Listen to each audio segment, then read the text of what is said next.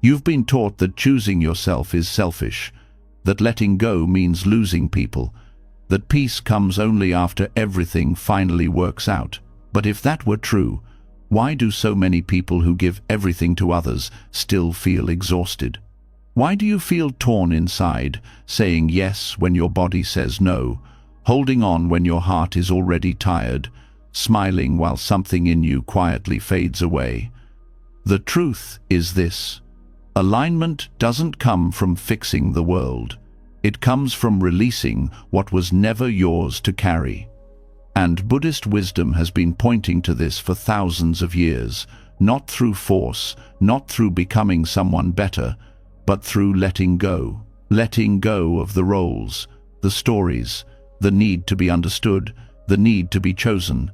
When you choose yourself, not the ego, not the image, but the quiet truth inside you, life stops fighting you. Things begin to settle, decisions become simpler, your mind softens, your breath deepens. As you listen, you may feel resistance or relief, or both. That's normal. Something old may loosen, something heavy may fall away. Not all at once, but enough for you to feel it. This is not about escaping life. This is about finally standing where you are, without apology and without explanation. This is not just something to listen to. This is a return to clarity, to stillness, to alignment. If you're ready to stop forcing, ready to stop abandoning yourself, ready to let life meet you halfway, then stay here, and let's begin. Something subtle is happening already, not outside of you, but inside. A quiet shift, a small pause where you're no longer rushing to understand, no longer trying to grab meaning. This is the space where real change begins. Not with effort, not with willpower, but with honesty. The kind that doesn't need an audience.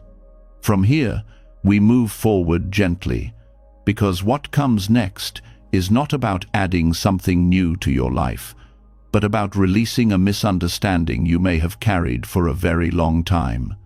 Most people think choosing yourself means building a stronger identity, a clearer image, firmer boundaries, a louder voice that finally says, "This is who I am." But in Buddhist wisdom, choosing yourself points in the opposite direction. It is not about constructing a solid self. It is about seeing that the self you have been protecting, defending, and explaining was never as solid as it appeared.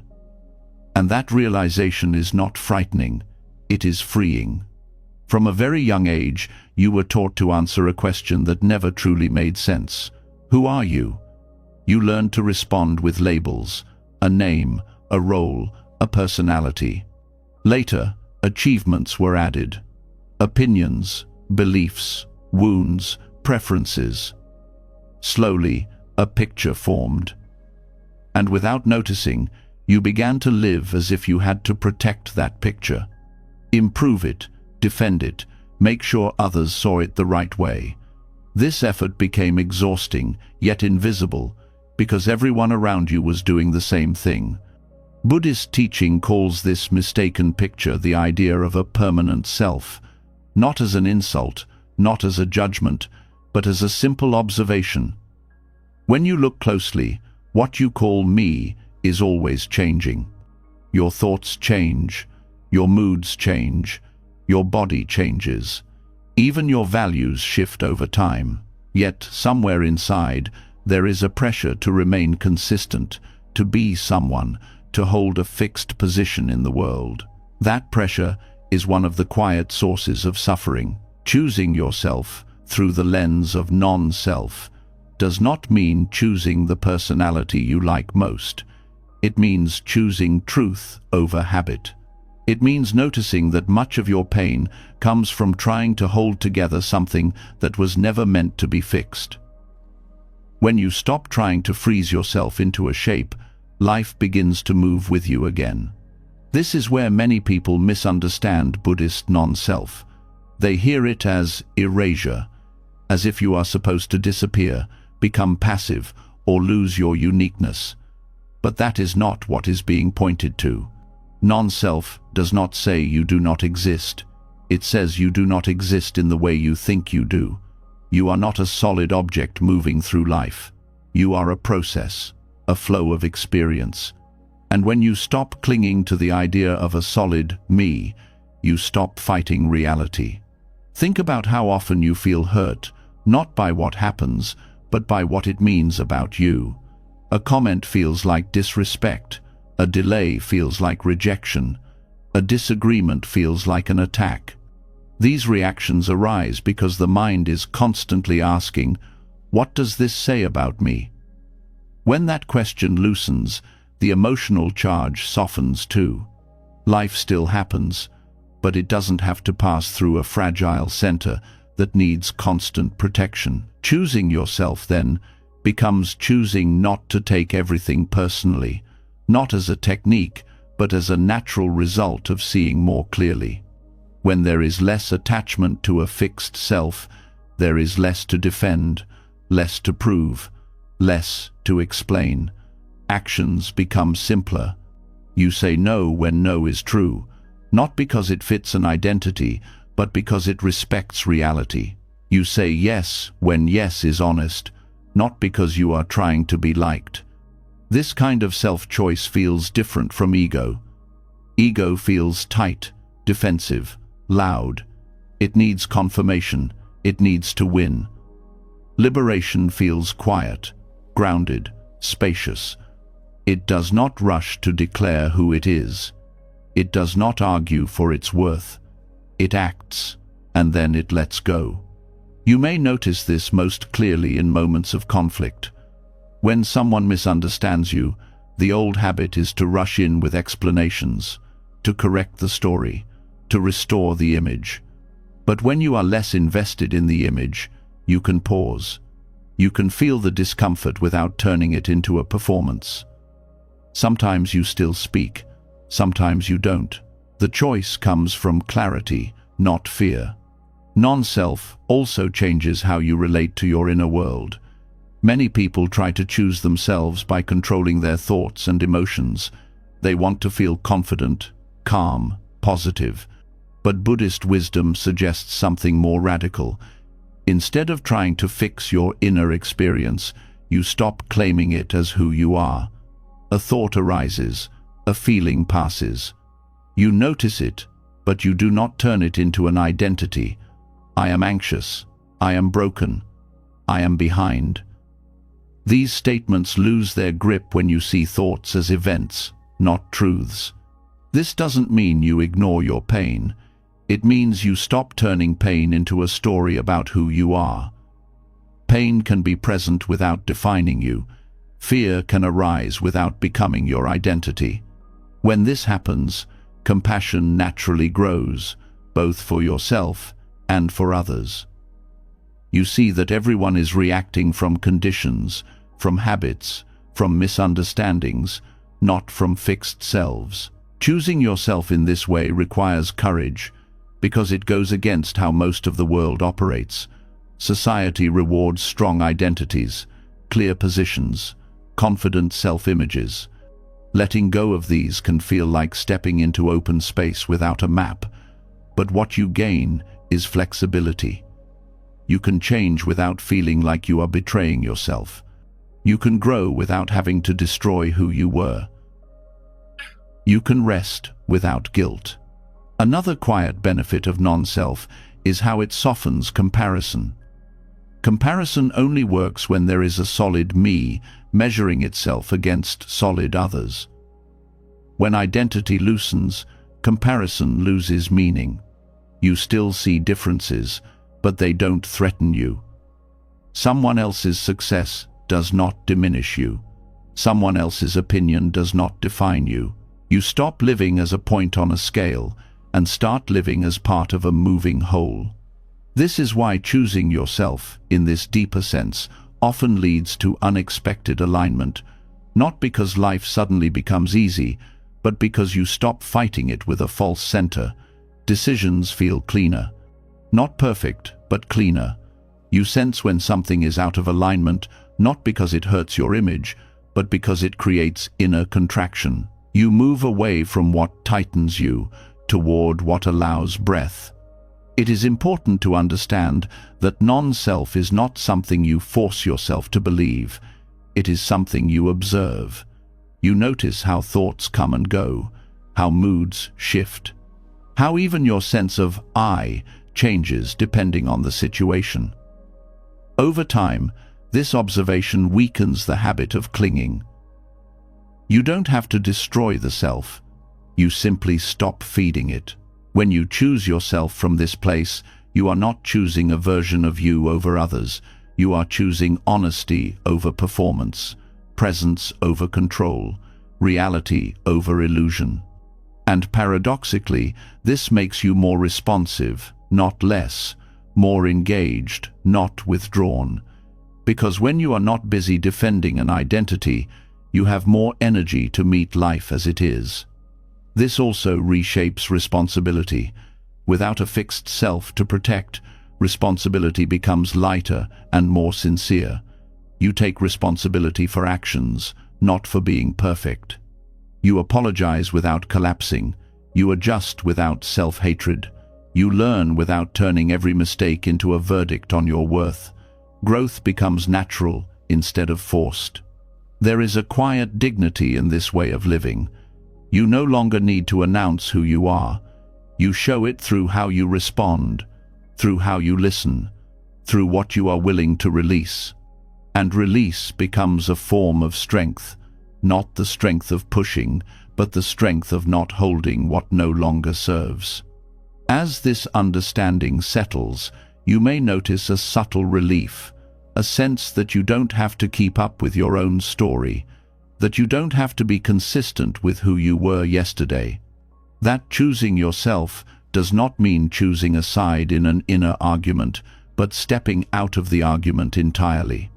This is where the next shift begins. When the self loosens, something else becomes visible, a deep habit of seeking approval, a quiet hunger to be seen, validated, confirmed.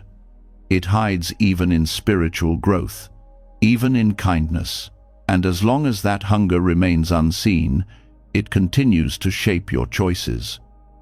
What comes next is not about rejecting others, but about seeing how the need for their approval subtly pulls you out of alignment. As the grip of a fixed self begins to loosen, another pattern quietly comes into view. It doesn't shout, it doesn't announce itself. It hides behind good intentions and polite behavior. Yet it has been guiding many of your choices for years. The need to be approved of, the hope that someone, somewhere, will confirm that you are doing life correctly. This is where the next layer opens, because even without a solid self to defend, the habit of seeking validation can continue to pull you away from your own center. There is a certain tension that comes from waiting to be seen. It lives in small moments. You feel it when you check your phone after sending a message, when silence feels heavier than it should, when a compliment lifts you higher than expected, or a lack of response quietly drains your energy. These reactions seem harmless, but over time they shape your inner world. They train your nervous system to look outward for permission to rest. The hunger for approval often begins early. As children, survival depends on being accepted. Attention equals safety. Praise equals belonging. The nervous system learns this lesson well. But what once protected you does not always free you. As life expands, the old wiring remains, even when it no longer serves. You may grow independent on the surface, yet inside there is still a subtle scanning. Am I liked? Am I enough? Did I say the right thing? This hunger becomes suffering not because approval is bad, but because it places your inner stability in someone else's hands. When your sense of peace depends on reactions you cannot control, life becomes unpredictable in a painful way. You begin to shape yourself to avoid disapproval. You soften truths. You delay decisions. You stay longer than you should, all while telling yourself you are being kind, patient, understanding. Buddhist wisdom does not condemn this pattern. It simply invites you to see it clearly. Wanting approval is not a flaw, it is a habit, and like all habits, it continues only as long as it is not fully seen. The moment you notice how often your choices are guided by the desire to be accepted, a small space opens. In that space, freedom becomes possible. One of the most difficult truths to face is this: approval does not actually satisfy the hunger it feeds. It gives a brief sense of relief, then the craving returns. A compliment fades. A like loses its warmth. Validation must be renewed again and again. This is how subtle suffering operates. It does not feel dramatic. It feels normal, yet it keeps you leaning forward, never fully resting in yourself. Letting go of the identity that needs approval does not mean becoming cold or indifferent. It means removing approval from its role as judge and stabilizer of your worth. You can still appreciate recognition without depending on it. You can still enjoy connection without needing it to confirm your value. This shift changes how you move through the world. You may notice how often explanation is tied to approval. Explaining yourself is often an attempt to be understood so you can be accepted. You clarify, justify, soften, repeat. Not because clarity is needed, but because rejection feels unsafe. When you begin to trust your own inner alignment, the urge to explain weakens. Silence becomes less threatening. Misunderstanding becomes tolerable. Another place approval hides is in over-responsibility. You feel responsible not only for your actions, but for how others feel about them. If someone is disappointed, you assume you did something wrong. If someone is upset, you rush to fix it. This is not compassion, it is control disguised as care. True compassion respects the emotional autonomy of others. It allows them to have their experience without absorbing it as a verdict on your character. Releasing the need for validation also changes how you experience rejection. Rejection only hurts deeply when it confirms a fear you already carry. When approval is no longer the measure of your worth, rejection becomes information, not a sentence. It may still sting, but it does not collapse you. You can feel the discomfort without turning it into a story about being unlovable or unseen. This is where alignment begins to feel effortless, not because life suddenly agrees with you, but because you stop arguing with yourself. You stop asking the world to reflect you back correctly. You stand where you are, and that steadiness becomes its own confirmation. Decisions become clearer because they are no longer filtered through the question, "Will this make me acceptable?" It is important to notice how spiritual growth itself can become approval-seeking, wanting to be seen as wise, calm, evolved, wanting others to recognize your depth. This too creates tension. When your peace depends on being perceived a certain way, peace becomes fragile. Letting go here is subtle, but powerful. You practice without performing. You grow without advertising it. As approval loosens its grip, relationships change. Some deepen, others fall away. This is not a failure, it is a reorganization. Connections that were built on mutual validation may weaken. Connections that are grounded in honesty often strengthen. You may find that fewer people understand you, but those who remain feel more real. Less effort is needed to be present. There is also a physical aspect to this release. The body often carries the strain of approval-seeking, tight shoulders, shallow breath, a constant readiness to respond. As you stop scanning for acceptance, the body learns to settle. Breath deepens naturally. The nervous system exits alert mode. Rest becomes possible without permission. Letting go of approval does not happen through affirmation. It happens through observation. Each time you notice the urge to seek validation and choose not to act on it, something rewires. Not through force, but through familiarity. You learn that nothing collapses when approval is absent. Life continues. You remain intact. This also reshapes your relationship with success and failure. Success no longer proves you are worthy. Failure no longer proves you are not. Both become experiences rather than identities. You can succeed without inflation. You can fail without humiliation. This balance creates resilience that does not depend on praise. The quiet relief that comes from this shift is often underestimated. You stop rehearsing conversations. You stop revisiting moments to check if you were received well. Mental energy returns. Attention becomes available for what is actually happening. Presence replaces performance. As the need for approval fades, something else becomes clear. You begin to feel where your energy is truly meant to go. Choices that once felt confusing become obvious. Not because you have answers, but because you are no longer negotiating with external expectations. Inner signals become easier to hear when they are not drowned out by the noise of validation. This does not make you isolated, it makes you authentic. And authenticity carries a quiet authority. People may not always agree with you, but they feel the steadiness behind your actions. That steadiness does not demand agreement, it simply exists.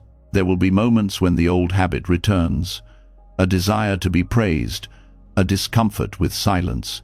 This is not failure, it is conditioning, unwinding. Each time you notice without judgment, the habit weakens. You are not removing a part of yourself. You are freeing it from a role it was never meant to play. As life realigns around this release, you may notice a strange paradox.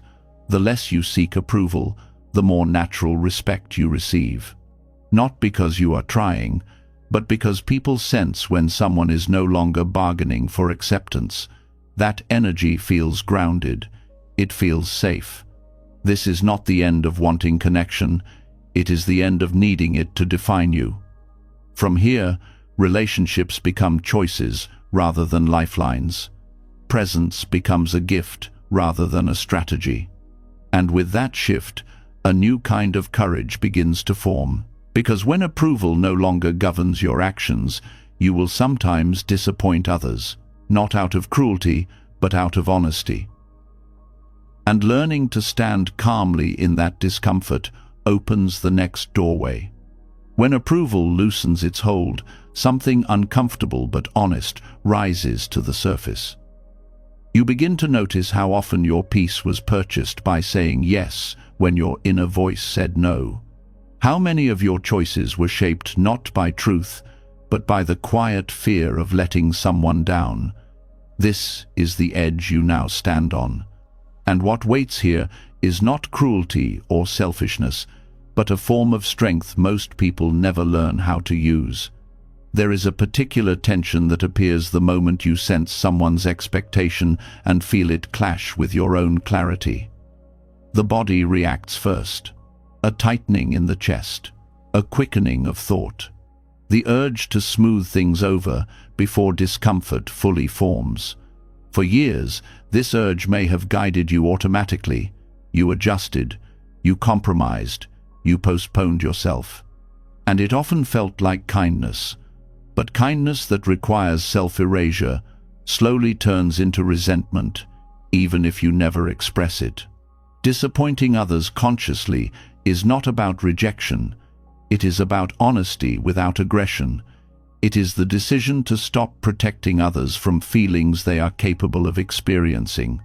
This is difficult because many people confuse disappointment with harm. But disappointment is not damage. It is a natural response to unmet expectations. And expectations, when examined closely, are rarely agreements. They are often assumptions.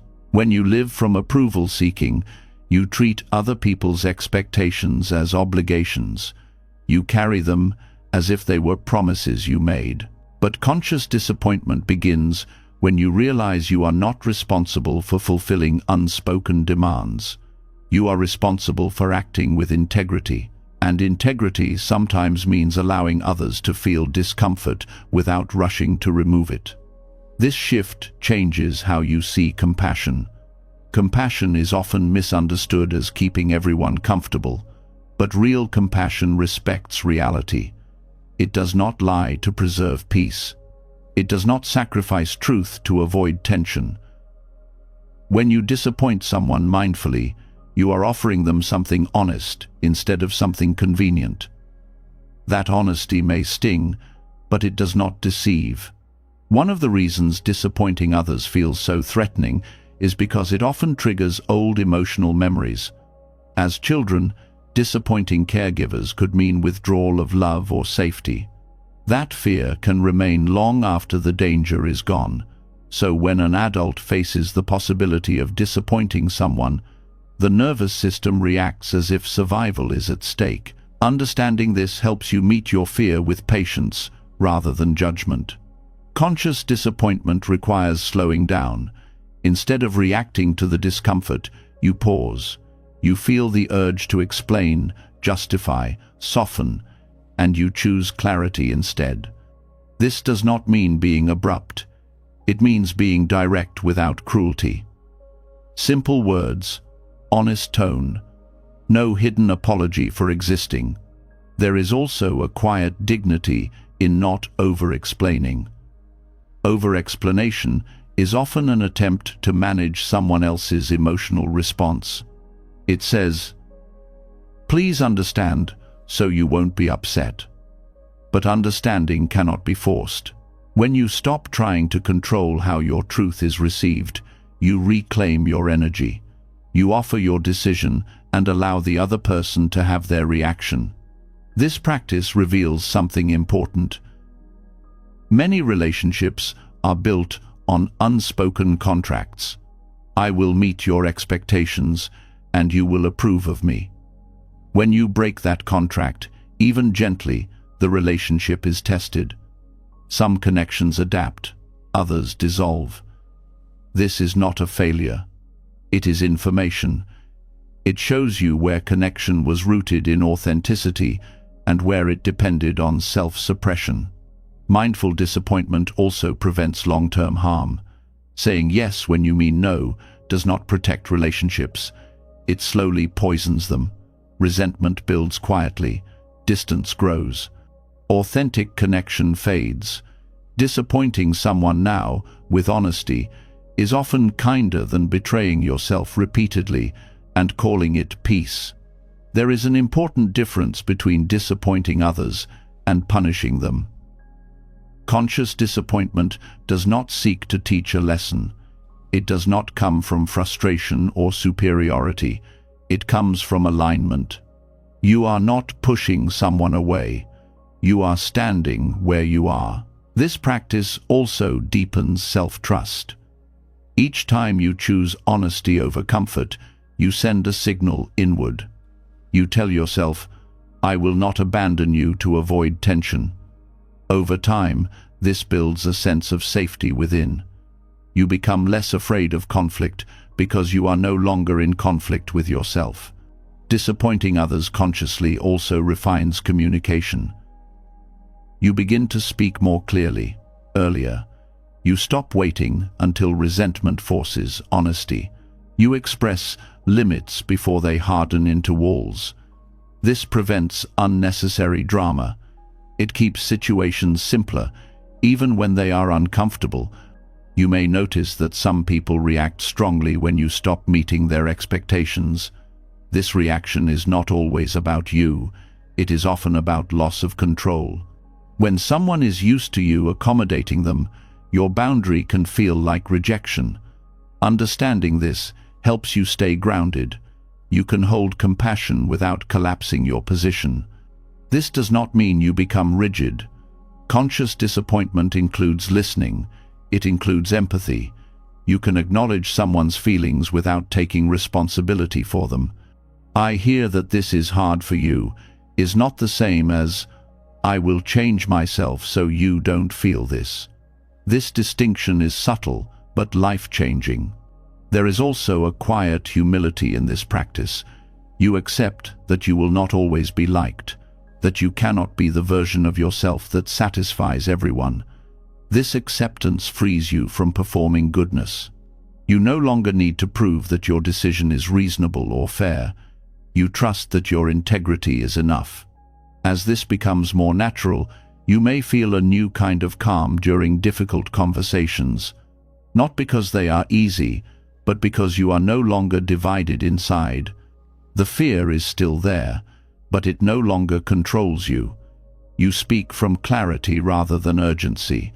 Conscious disappointment also reshapes generosity. You give when it is true, not when it is expected. This makes your yes meaningful again. People can feel the difference between a yes that is offered freely and one that is given under pressure. One builds connection, the other builds obligation. This way of living slowly changes your sense of identity. You stop seeing yourself as the one who keeps things smooth, the peacemaker at your own expense. Instead, you become someone who values truth and presence, someone who can hold discomfort without rushing to escape it. There will be moments when you disappoint someone you deeply care about. This can be painful, but pain does not mean wrong. Pain often means growth for both sides. When you allow others to meet your truth, you invite them into a more real relationship. Whether they accept that invitation is not something you can control. As you practice this, you may notice fewer inner negotiations, fewer rehearsals, fewer lingering regrets. You begin to trust that being honest now is easier than repairing self-betrayal later. Life simplifies when you stop managing everyone else's expectations.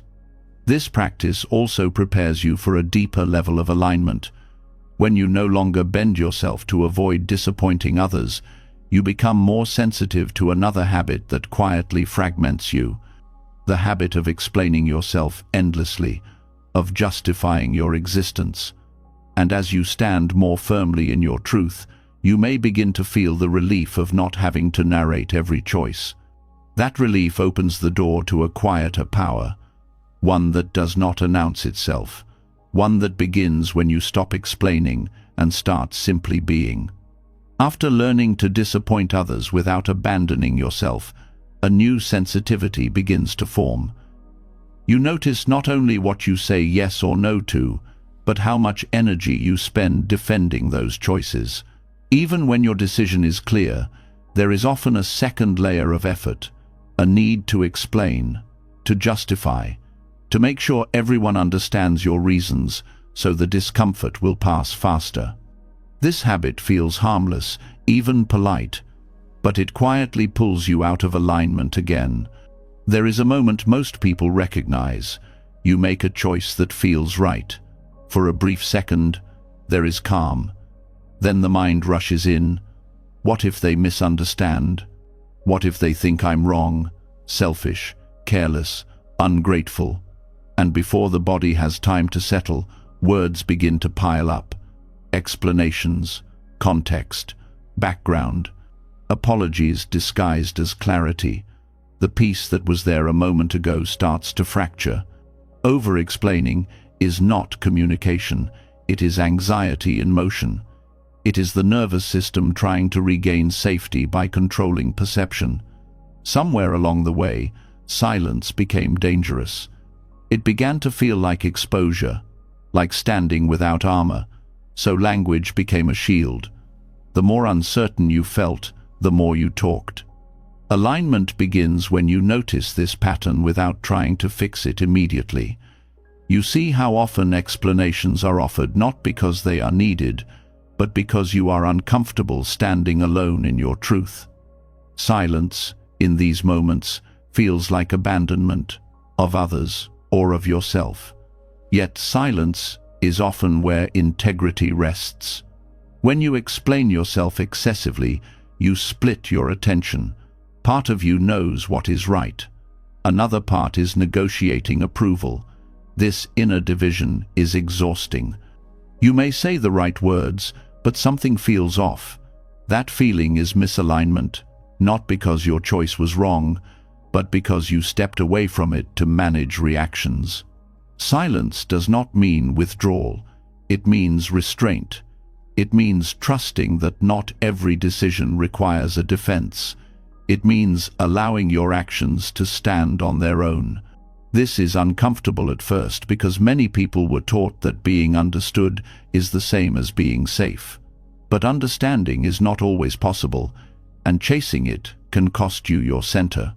When you stop explaining, you may notice a rush of fear. It comes from moments when silence was met with punishment, withdrawal, or misunderstanding. But in the present, silence often reveals strength. It shows that you are no longer bargaining for acceptance. There is a difference between clarity and justification. Clarity is simple. It says what is true and stops. Justification keeps going. It circles. It adds layers. It tries to preempt every possible objection. The body knows the difference. Clarity feels grounded. Justification feels tense. Stopping the habit of explaining restores inner harmony because it brings your words back into alignment with your intention. You speak when there is something to say. You stop when there isn't. You no longer talk to fill space or soothe imagined disapproval. This conserves energy. It allows your nervous system to rest. This practice also changes how others relate to you. At first, some may push back. They are used to access, used to details, used to you translating yourself endlessly. When that stops, they may feel unsettled. They may ask for more. They may accuse you of being distant or unclear. This is where trust in yourself matters. You are not responsible for filling every gap in understanding. Silence is not absence. It is presence without performance. When you stop explaining, you allow others to meet you where you are, instead of where you think they want you to be. Some will step closer. Others will step away. Both responses provide clarity. There is also a deep respect embedded in silence. It respects the intelligence of others. It assumes they can tolerate uncertainty. It assumes they can sit with discomfort. Over-explaining, on the other hand, can be subtly controlling. It tries to manage not only what is said, but how it is received. This does not mean you never clarify. It means you clarify once, cleanly, and then you stop. You notice when clarity has turned into self-defense, and you choose to end the conversation internally, even if it continues externally. You stop feeding the need to be understood. As this becomes more natural, you may notice a quieter confidence emerging. Not the confidence of having answers, but the confidence of not needing to convince.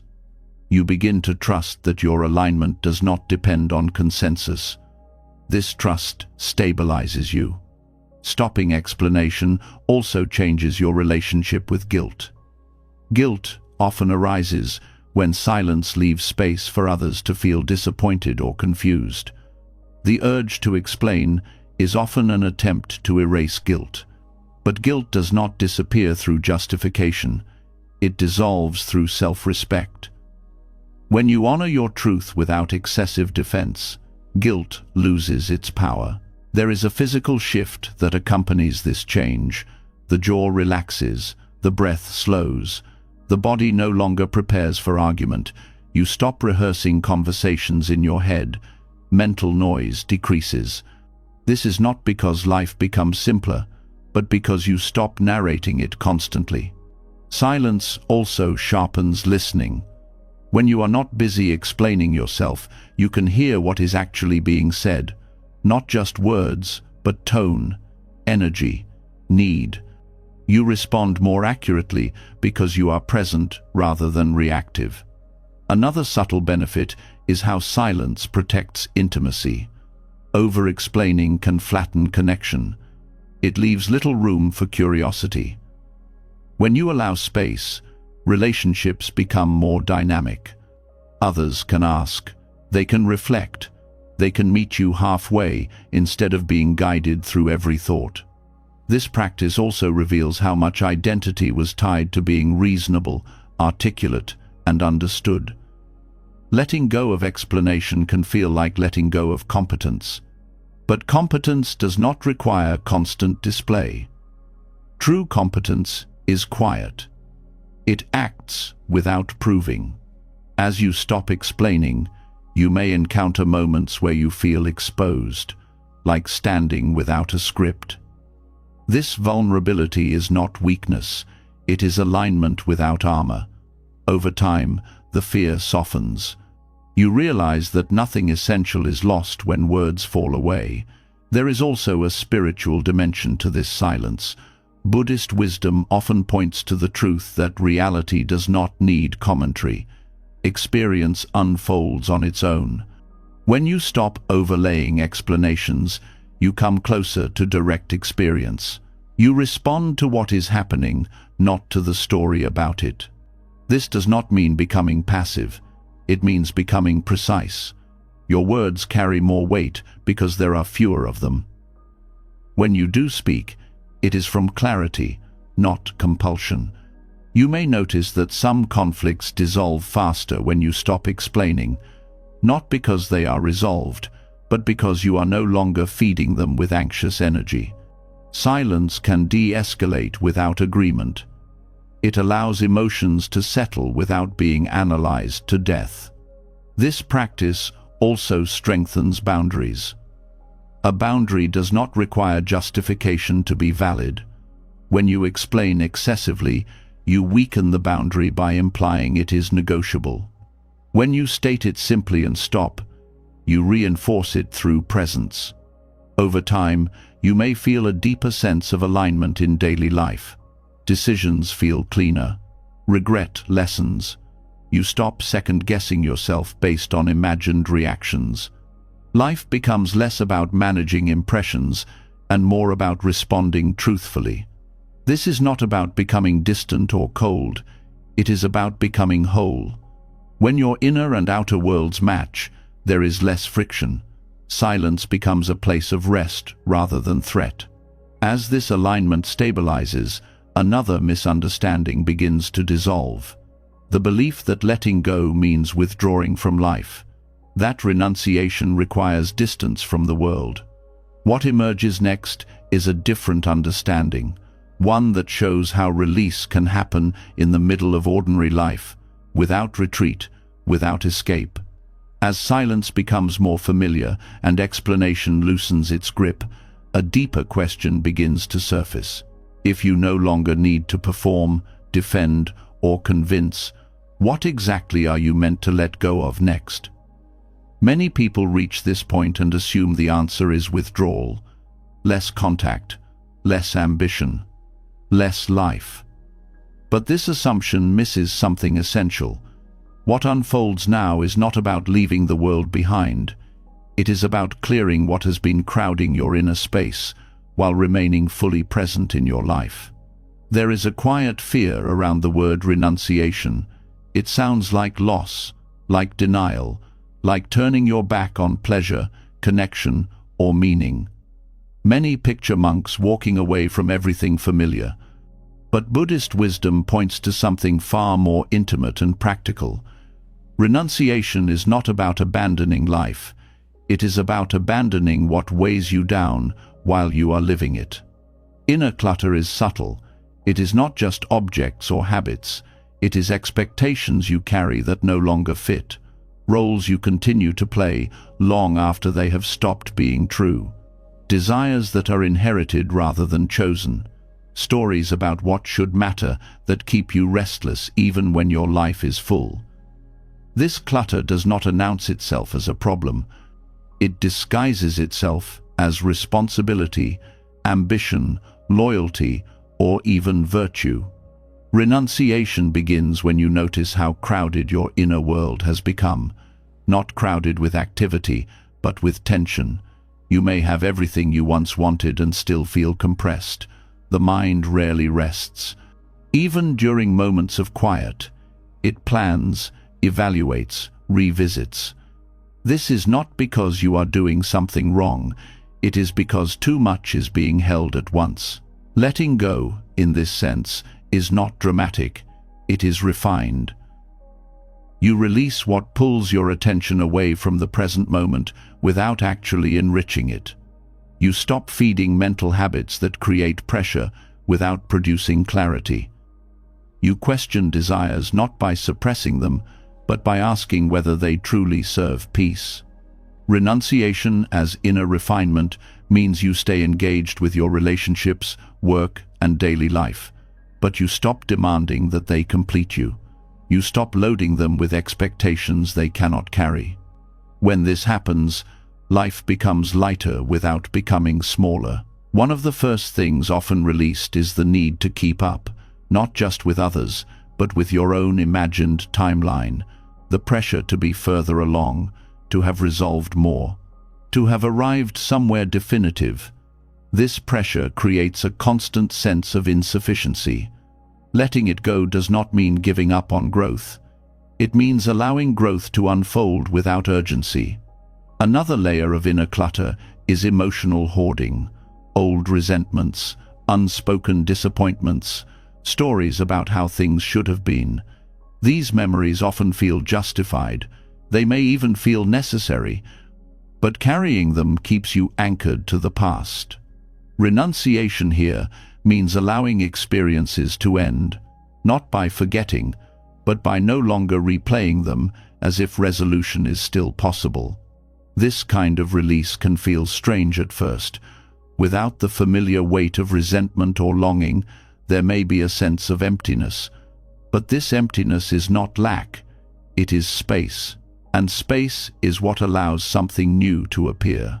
Renunciation also touches desire itself.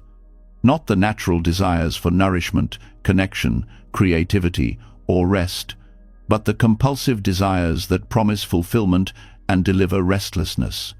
The desire to be admired, to be ahead, to be certain. These desires never settle. They move the goalposts each time they are met. When you refine your inner world, you do not eliminate desire. You make it honest. You notice which desires come from fear and which come from genuine curiosity. You allow the first to soften and the second to guide you lightly. This process also changes your relationship with pleasure.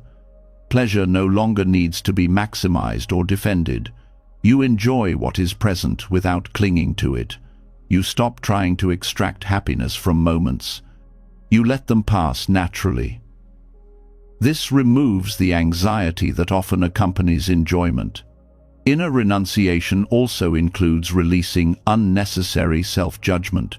Many people carry an internal critic that comments on everything: productivity, appearance, decisions. This voice claims to keep you accountable, but it often keeps you tense. Letting go here does not mean lowering standards. It means removing cruelty from the process of growth. As inner clutter clears, attention becomes sharper.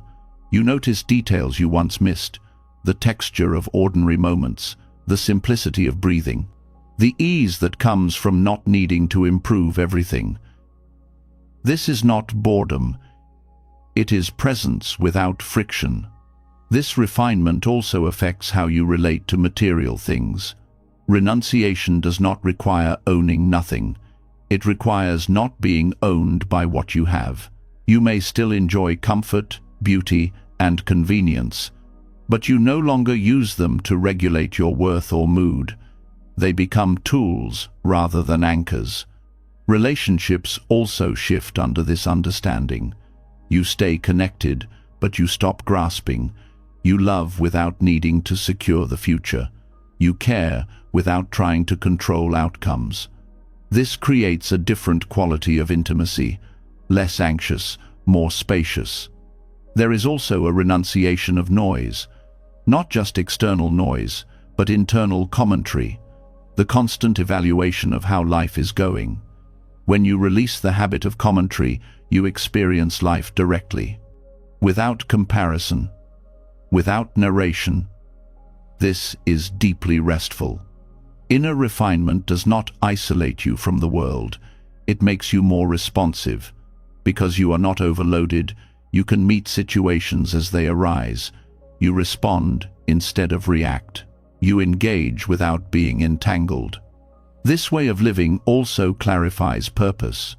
When inner clutter is reduced, what remains becomes obvious, not as a grand mission, but as a quiet pull. You sense where your energy naturally flows. You follow it without needing to justify it. Renunciation in this sense is ongoing. It is not a single decision, it is a continual noticing. Each time you feel inner contraction, you ask what you are holding that could be released. Not out of discipline, but out of care. This practice also teaches you that freedom does not come from escaping life's complexity. It comes from not carrying unnecessary weight through it. You still experience challenges, you still feel emotions, but they move through you instead of accumulating. As this refinement deepens, you may find yourself more present in simple tasks, washing dishes, walking, listening. These moments no longer feel like interruptions, they feel complete. This is a sign that renunciation is working quietly, without display. There is also humility in this path. You stop needing to be seen as detached or spiritual. You simply live with less inner friction. Others may notice a calm about you, or they may not. Either way, it no longer matters. Renunciation as inner refinement prepares the ground for the next layer of alignment. When the inner world is less crowded, reactions become clearer. You begin to see the space between stimulus and response. And in that space, a powerful choice becomes available. The choice to pause, to not react immediately, to respect yourself in moments of emotional intensity. That pause becomes the next doorway, where alignment moves from understanding into lived practice. As the inner world becomes less crowded, something important becomes easier to notice, the moment before you react. That small window that used to disappear without warning. When life pressed a button and your body answered before you had a say, now that space is visible, and inside it lives a choice that quietly changes everything. There is a familiar rush that comes with emotional reactivity, a surge of heat, a tightening in the chest, words lining up faster than thought, the urge to defend, correct, withdraw, or attack. For most of life, this has felt automatic, like weather. But it is not random, it is conditioned, and what is conditioned can be met with awareness. Choosing yourself in these moments does not mean suppressing emotion. It means refusing to hand over control to it. Pausing is not avoidance, it is respect. Respect for your body, your clarity, and the consequences of your actions. In Buddhist wisdom, this pause is not passive. It is active restraint rooted in understanding. Reactivity often feels justified because it carries urgency. It convinces you that something must be said or done now, that silence equals weakness, that delay equals loss. But urgency is rarely truth. It is the nervous system trying to protect itself using old strategies. When you pause, you give the system time to realize it is no longer in danger. This pause can be as brief as one breath, but that breath changes the direction of energy. Instead of moving outward in defense, attention turns inward. This is not easy. The body may resist, thoughts may argue, but staying present without reacting builds a strength that does not depend on dominance. Pausing interrupts the cycle of regret. How many times have you reacted and then spent hours replaying the moment, wishing you had said less, or said nothing, or waited? Each pause prevents future repair work. It protects your integrity before it needs fixing. This practice also deepens emotional intelligence. When you stop reacting immediately, you begin to notice what the emotion is actually asking for. Anger often wants protection. Fear wants safety. Sadness wants acknowledgement. Reacting rarely meets these needs. Pausing allows you to respond in a way that does. Choosing yourself here means choosing long-term alignment over short-term release. Reacting can feel relieving in the moment, but it often creates more tension later. Pausing may feel uncomfortable at first, but it reduces suffering overall. This is the kind of self-respect that is quiet and powerful.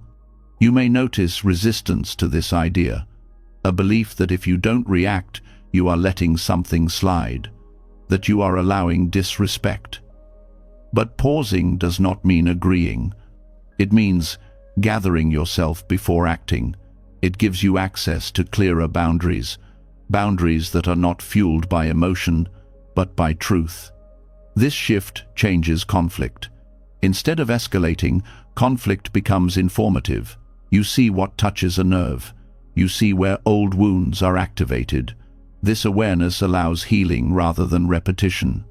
You stop fighting the same battles in different forms. Pausing also changes how you relate to your inner critic. Reactivity is not only external. You may react harshly to your own mistakes. Pausing here creates space for learning instead of punishment. You acknowledge what happened without turning it into an identity. The body plays a central role in this practice. Emotional reactivity is physical. Heart rate increases, muscles tense, breath shortens. Learning to pause means learning to listen to these signals without obeying them blindly. You stay with sensation until it passes. This teaches the body that intensity is survivable. Over time, the pause becomes more natural. You begin to trust it. You no longer fear that everything will collapse if you don't react immediately. This trust is earned through experience. Each time you pause and nothing terrible happens, your nervous system learns. This also affects how you experience others' emotions. When someone else reacts strongly, you are less likely to mirror it. You can remain grounded. This creates a stabilizing effect. Your calm becomes a reference point, not as control, but as presence. Choosing yourself in these moments also protects your energy. Reactivity drains you. It scatters attention. Pausing conserves energy. You act only when action is necessary. You speak only when words add clarity.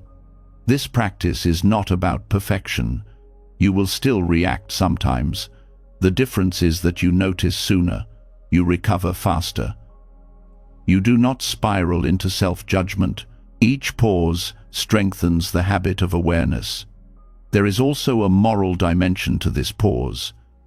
Many harmful actions are the result of unexamined reactivity.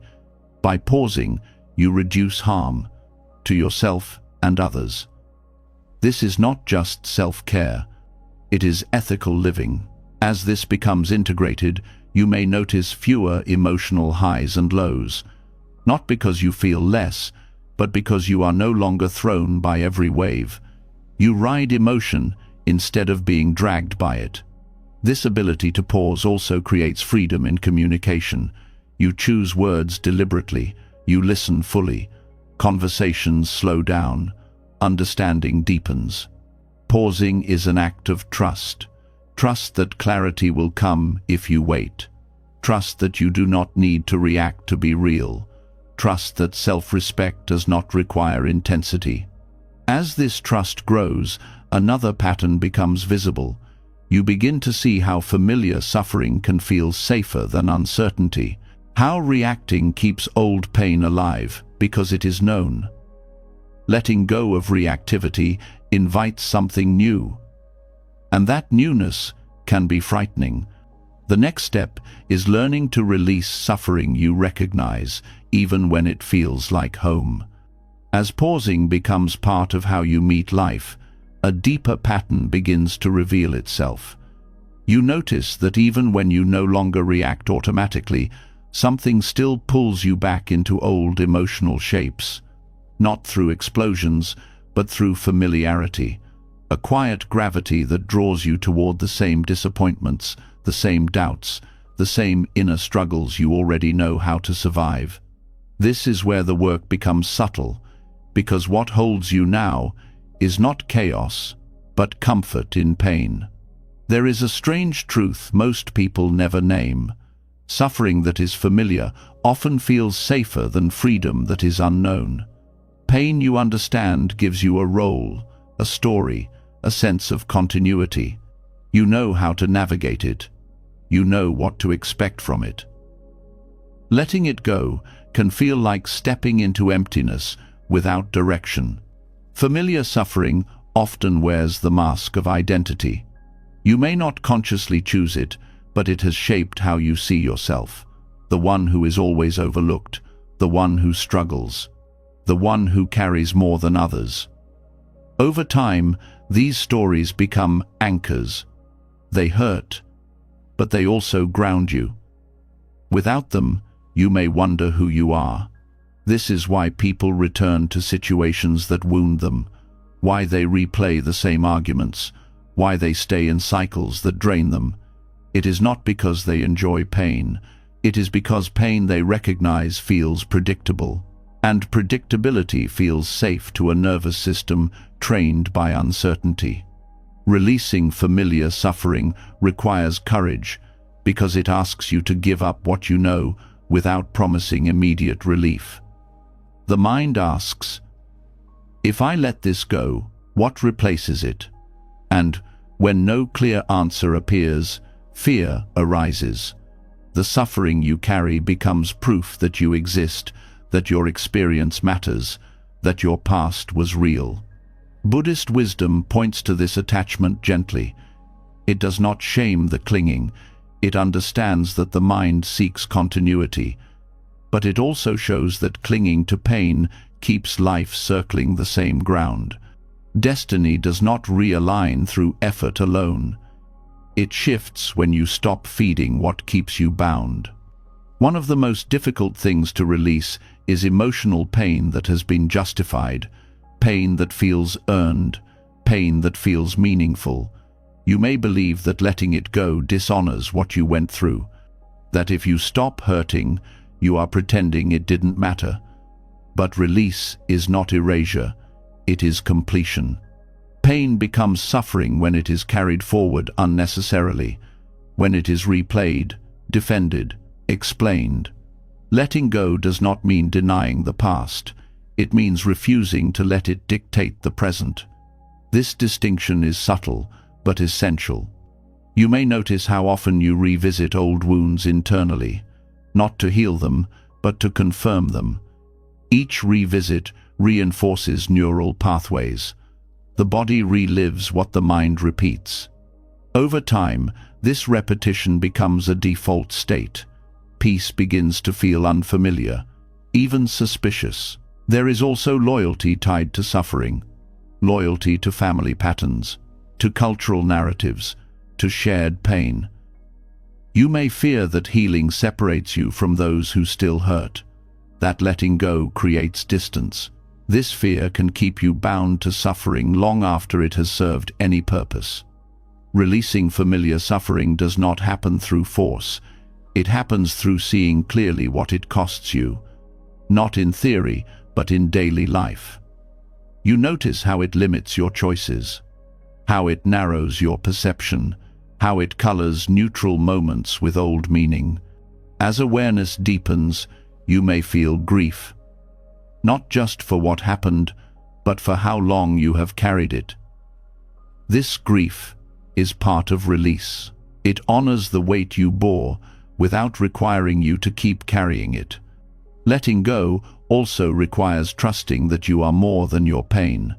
This trust may feel fragile at first.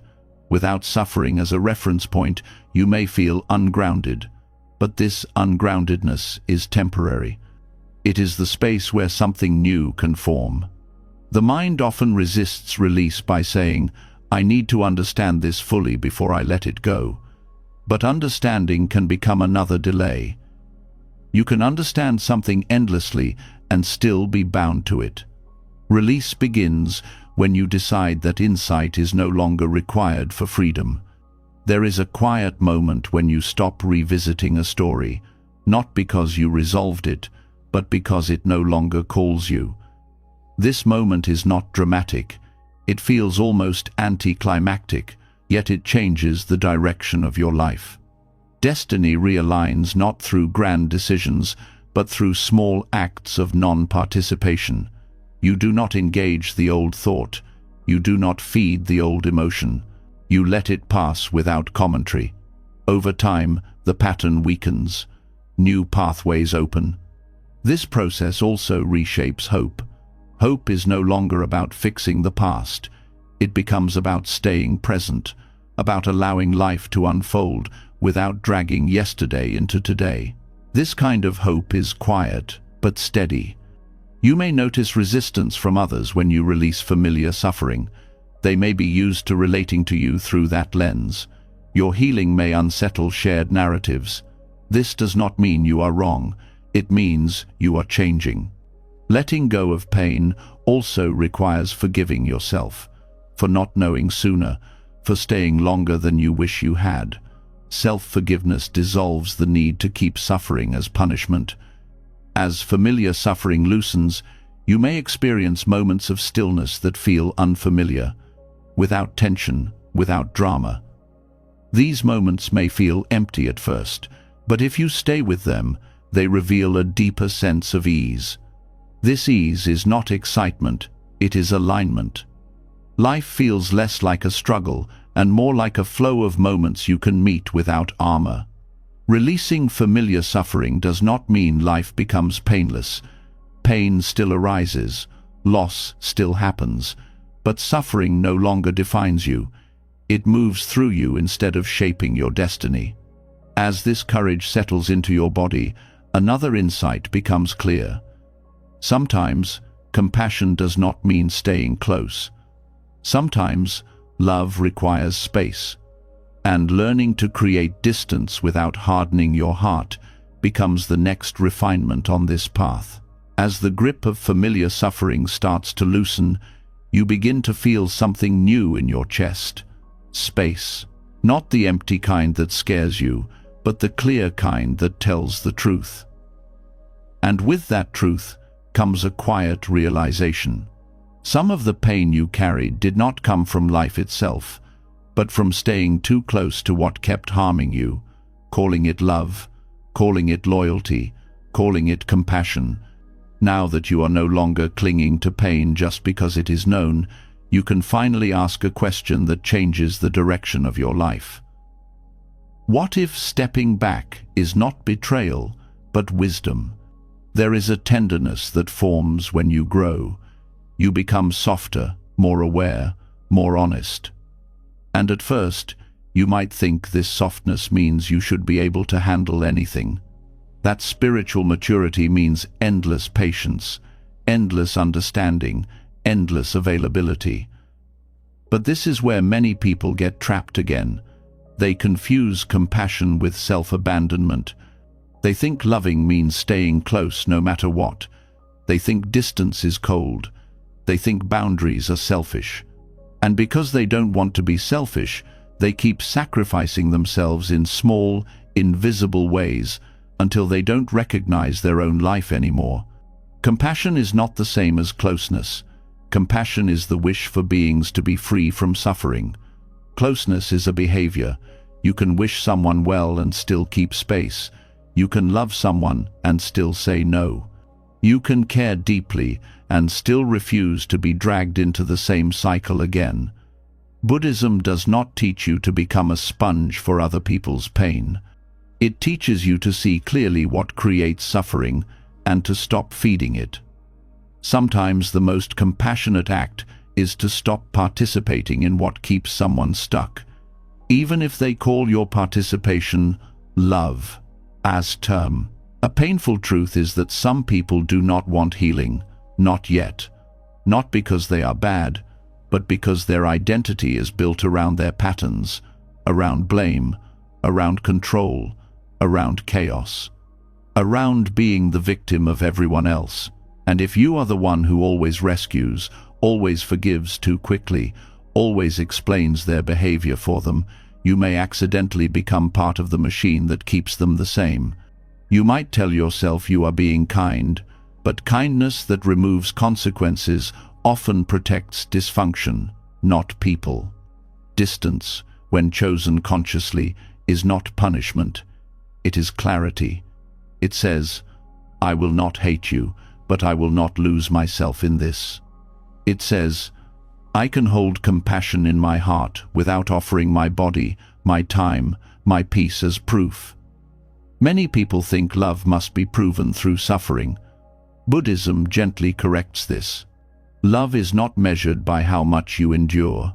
Love is measured by how much truth you can hold without violence, including violence against yourself. This is where Buddhist compassion becomes powerful, because it is paired with wisdom. Compassion without wisdom becomes martyrdom. Wisdom without compassion becomes coldness. The balance is what frees you. Wisdom sees patterns. It sees causes and conditions. It sees that repeating the same closeness with the same person produces the same harm. And compassion says, I will not add more fuel. I will not pretend this is fine. I will not keep smiling while something in me breaks. Distance can look like many things. Sometimes it means leaving. Sometimes it means reducing contact. Sometimes it means not answering immediately. Sometimes it means refusing certain topics. Sometimes it means not engaging when the conversation turns manipulative.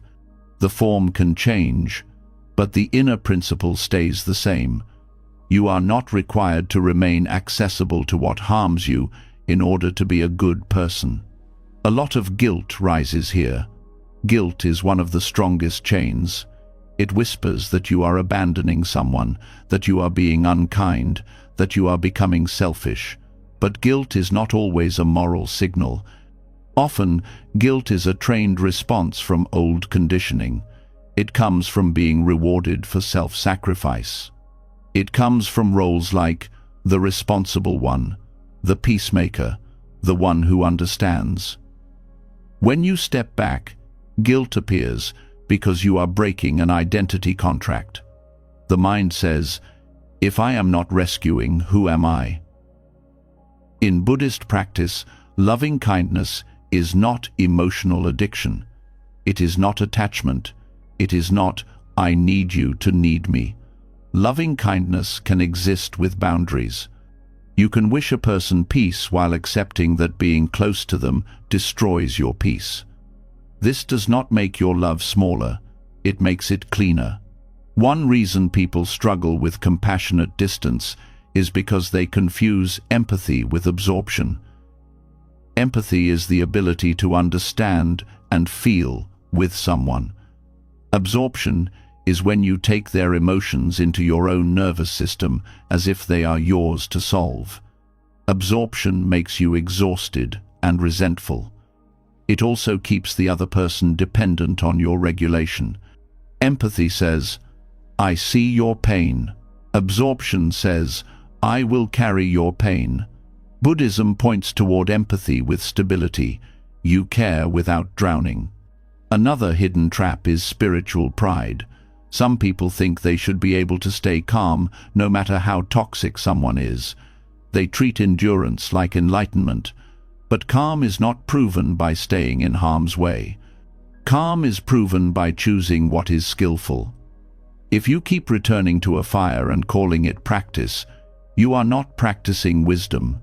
You are practicing self-neglect. Compassionate distance is also about non-attachment. Non-attachment does not mean you don't love. It means you stop clinging to a certain outcome. You stop clinging to the hope that your patience will finally change them. You stop clinging to the fantasy that if you explain better, love better, sacrifice more, they will wake up. That clinging is painful. It keeps you tied to someone's potential instead of their reality. When you let go, you are not giving up on them as a human being. You are giving up on your need to control their path. This is especially important with family. Many people feel they must stay close because of blood, history, duty. But Buddhism respects karma and conditions, not titles. A title does not cancel harm. Parent, sibling, partner, friend does not guarantee safety. If closeness brings repeated suffering, wisdom asks you to adjust the conditions. You can still be respectful. You can still be kind. But you can stop being available to the parts of them that destroy your balance. Distance can also be a gift to the other person. It removes the comfort of using you as a dumping ground.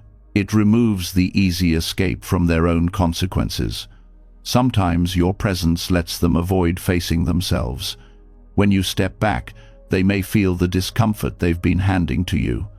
That discomfort might finally teach them something, or it might not. But either way, you are no longer part of the cycle. A big fear here is the fear of being seen as the bad one.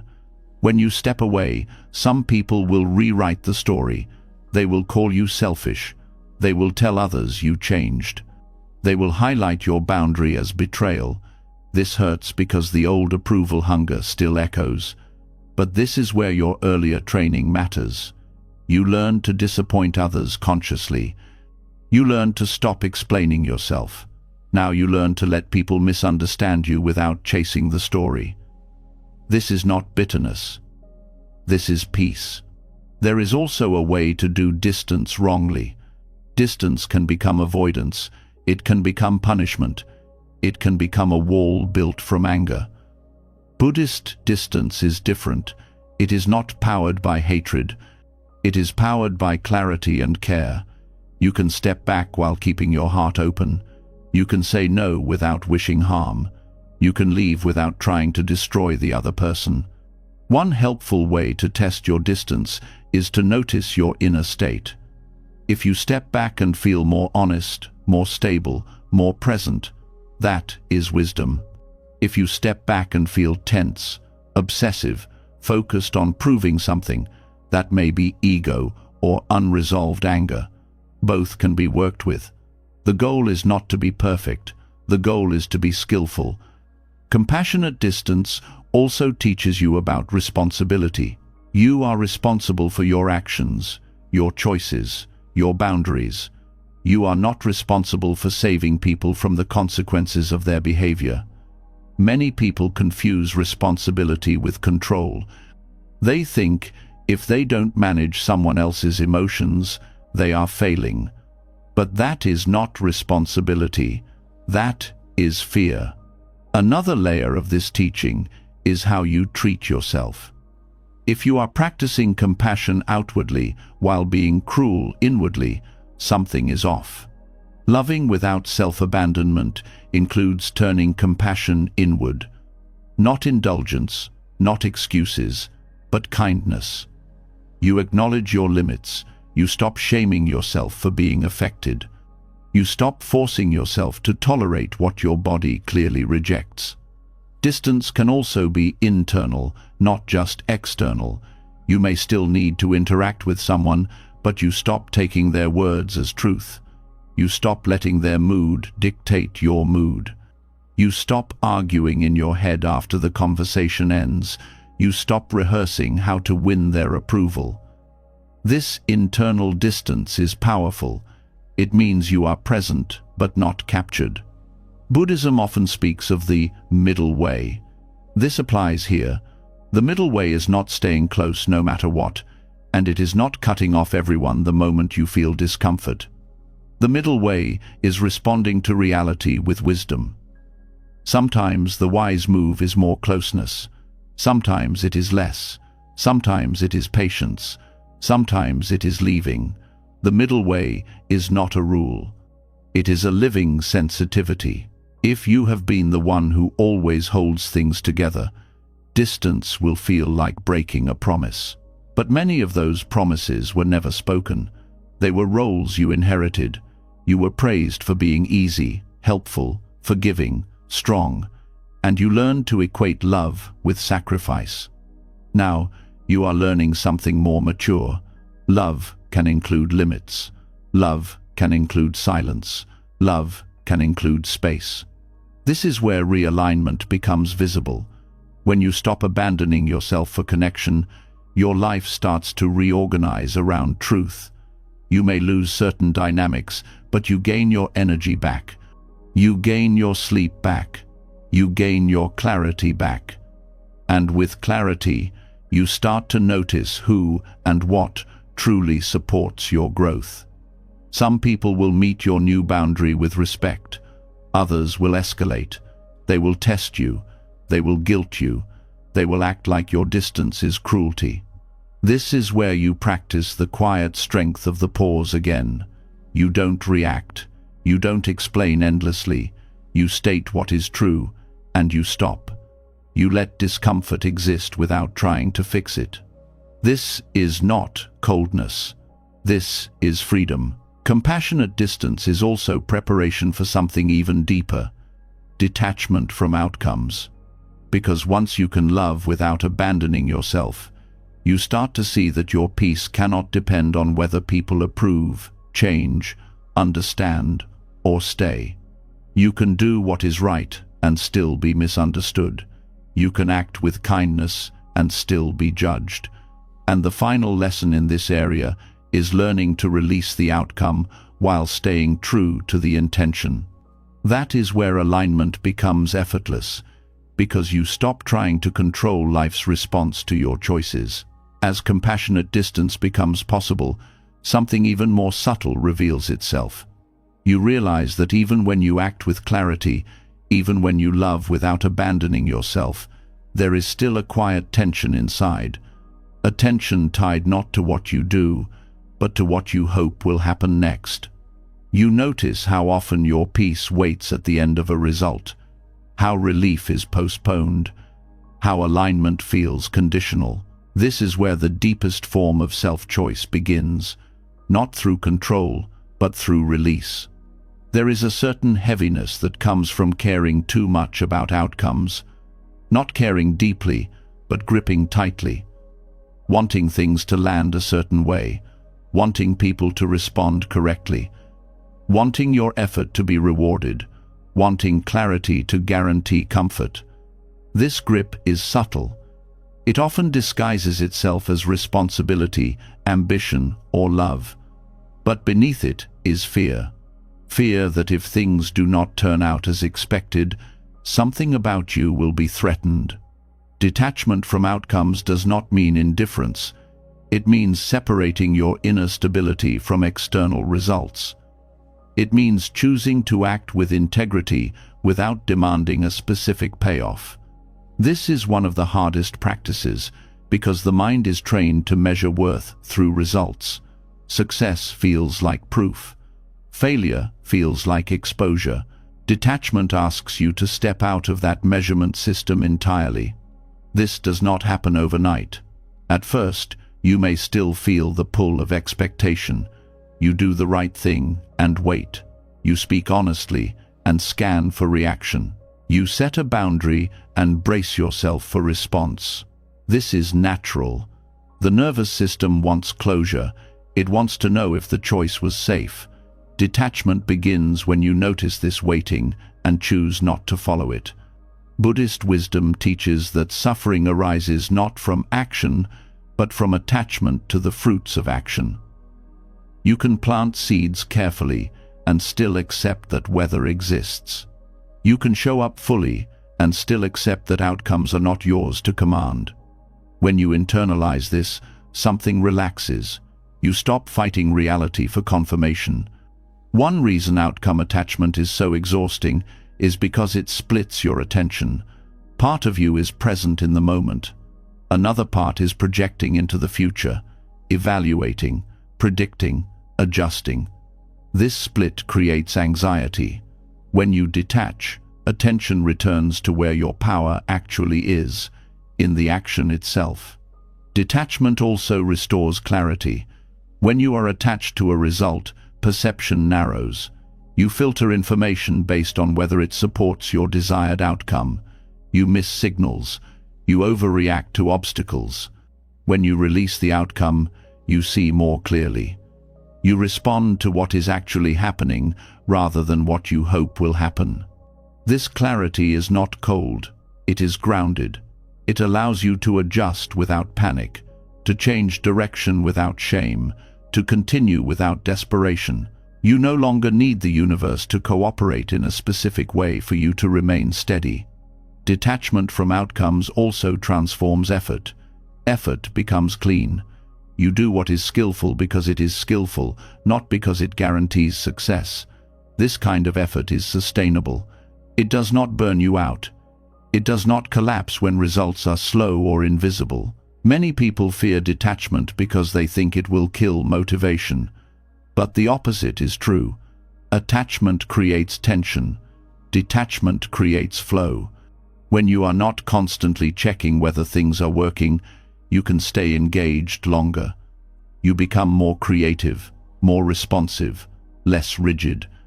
This practice also changes how you experience disappointment. Disappointment hurts most when it feels like a verdict on your value or intelligence. When you detach, disappointment becomes information. It tells you something about conditions, timing, or approach. It does not tell you who you are. Detachment also protects relationships. When you stop needing specific responses, you stop pressuring others to meet your expectations.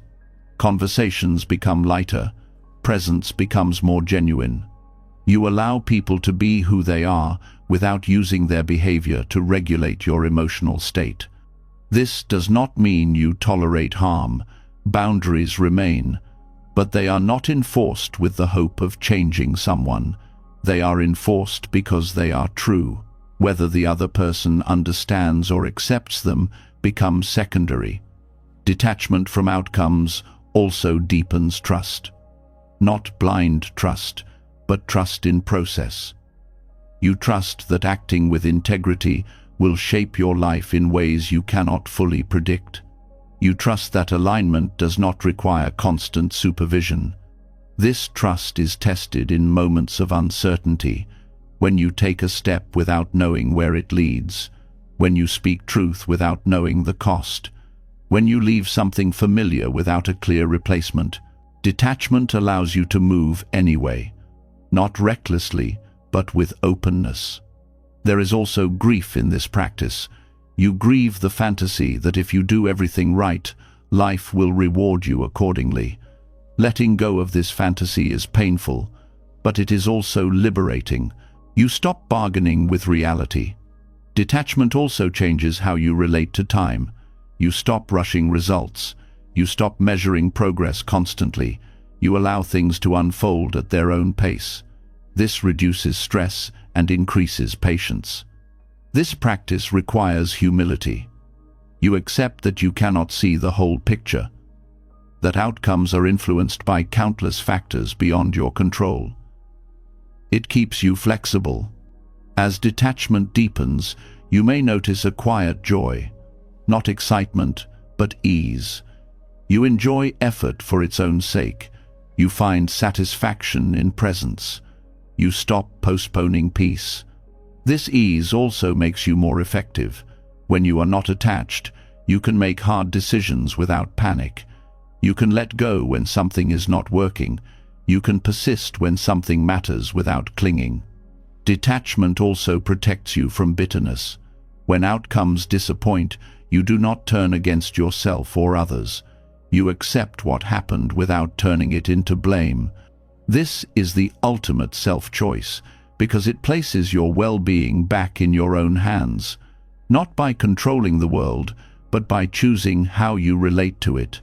You stop outsourcing your peace to results.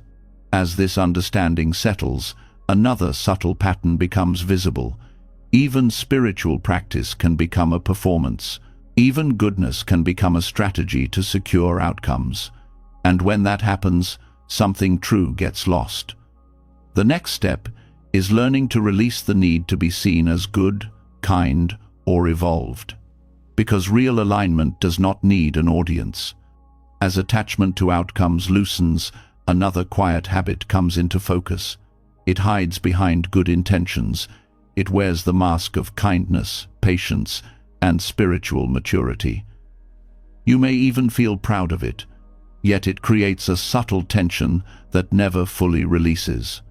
This habit is the need to be seen as good, and until it is seen clearly, it quietly pulls you out of truth. There is a particular way people learn to behave when they step onto a spiritual path.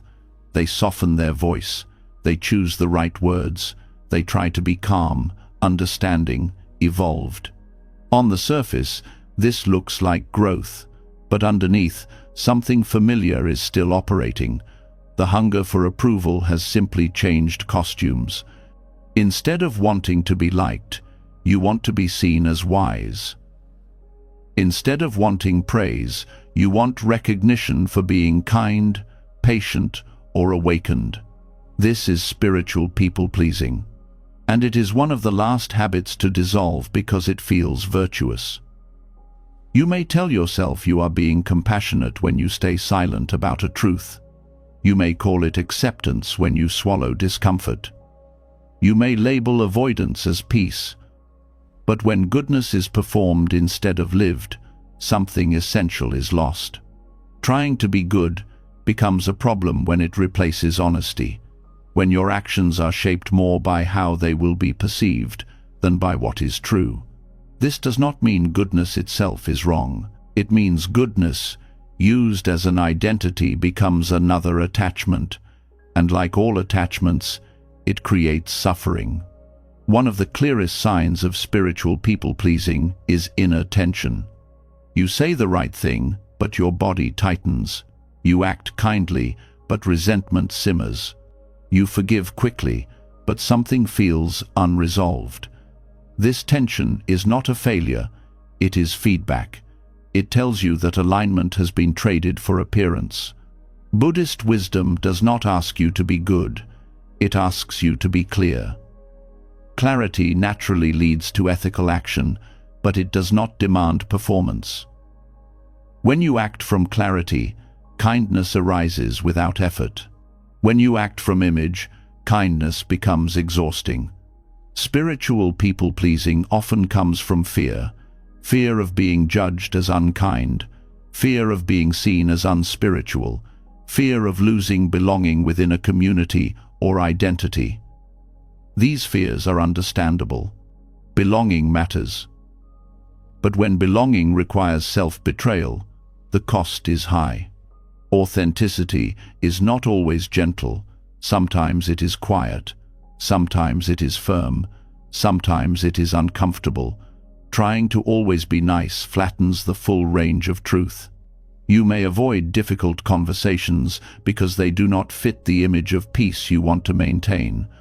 But unresolved truth does not disappear. It accumulates. Karma, in Buddhist understanding, is not punishment. It is momentum, patterns created by intention and action. When you act against your inner truth to maintain an image, you create inner friction. That friction becomes karma. It repeats because it has not been resolved at the root. Authenticity heals karma because it stops the repetition. When your inner and outer worlds align, momentum changes. You no longer generate the same conflicts internally, so they stop manifesting externally.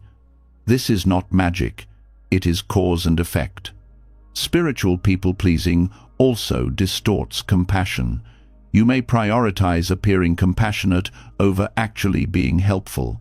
You may avoid setting boundaries because you want to be seen as accepting. But compassion without boundaries often enables harm. Authentic compassion is responsive, not performative. Another sign of this habit is moral comparison. You may quietly measure yourself against others, who is more patient, more detached, more awakened. This comparison feeds identity. It keeps the mind busy with ranking rather than presence. True practice has no scoreboard. Letting go of the need to be good means allowing yourself to be real. Real includes uncertainty. Real includes limits. Real includes moments of firmness that may not look spiritual, but real is clean. It does not leave residue. There is also grief here. You may grieve the image you worked hard to maintain, the role of the calm one, the wise one, the healer. Letting this go can feel like losing protection, but what you gain is freedom. You no longer have to act a part. This shift also changes how you relate to mistakes. When you are attached to being good, mistakes threaten your identity.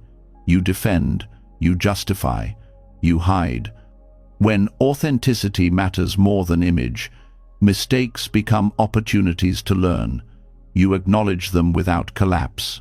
Spiritual people-pleasing often keeps you from expressing anger or discomfort. You may label these emotions as unspiritual, but suppressing them does not dissolve them. It pushes them underground, where they influence behavior indirectly. Authenticity allows emotions to be felt without acting them out destructively. This does not mean indulging every impulse. It means not pretending they do not exist. Awareness transforms energy. Suppression distorts it. When you stop trying to be good, your actions become simpler. You help when you can. You say no when you can't. You rest without guilt. You speak honestly without cruelty. You stop managing how you are seen. This also affects your relationship with teachers, teachings, and traditions. You stop trying to embody ideals perfectly. You engage sincerely. You question when needed. You integrate what resonates. This creates a living practice rather than a rigid one. Authenticity also deepens humility. You accept that you are still learning, still conditioned, still human. This humility softens judgment toward others. You no longer need to be above anyone. As this practice matures, you may notice fewer inner contradictions, less self-monitoring, less spiritual performance, more ease, more groundedness. This does not make you passive. It makes you trustworthy to yourself. Your yes means yes. Your no means no. Your kindness is not strategic. Your silence is not avoidance. Karma heals not because you are trying to be pure, but because you stop lying to yourself. Truth interrupts cycles. It dissolves confusion. It aligns intention with action. There will be moments when authenticity costs you approval. You may be misunderstood. You may disappoint others who preferred your agreeable version. This is where earlier lessons support you. You have learned to disappoint consciously, to stop explaining, to detach from outcomes. Authenticity also brings a new kind of peace. Not the peace of being liked, but the peace of being whole. You no longer split yourself into acceptable and unacceptable parts. You meet yourself honestly. This honesty also makes compassion cleaner. You help without needing to be seen. You care without needing credit.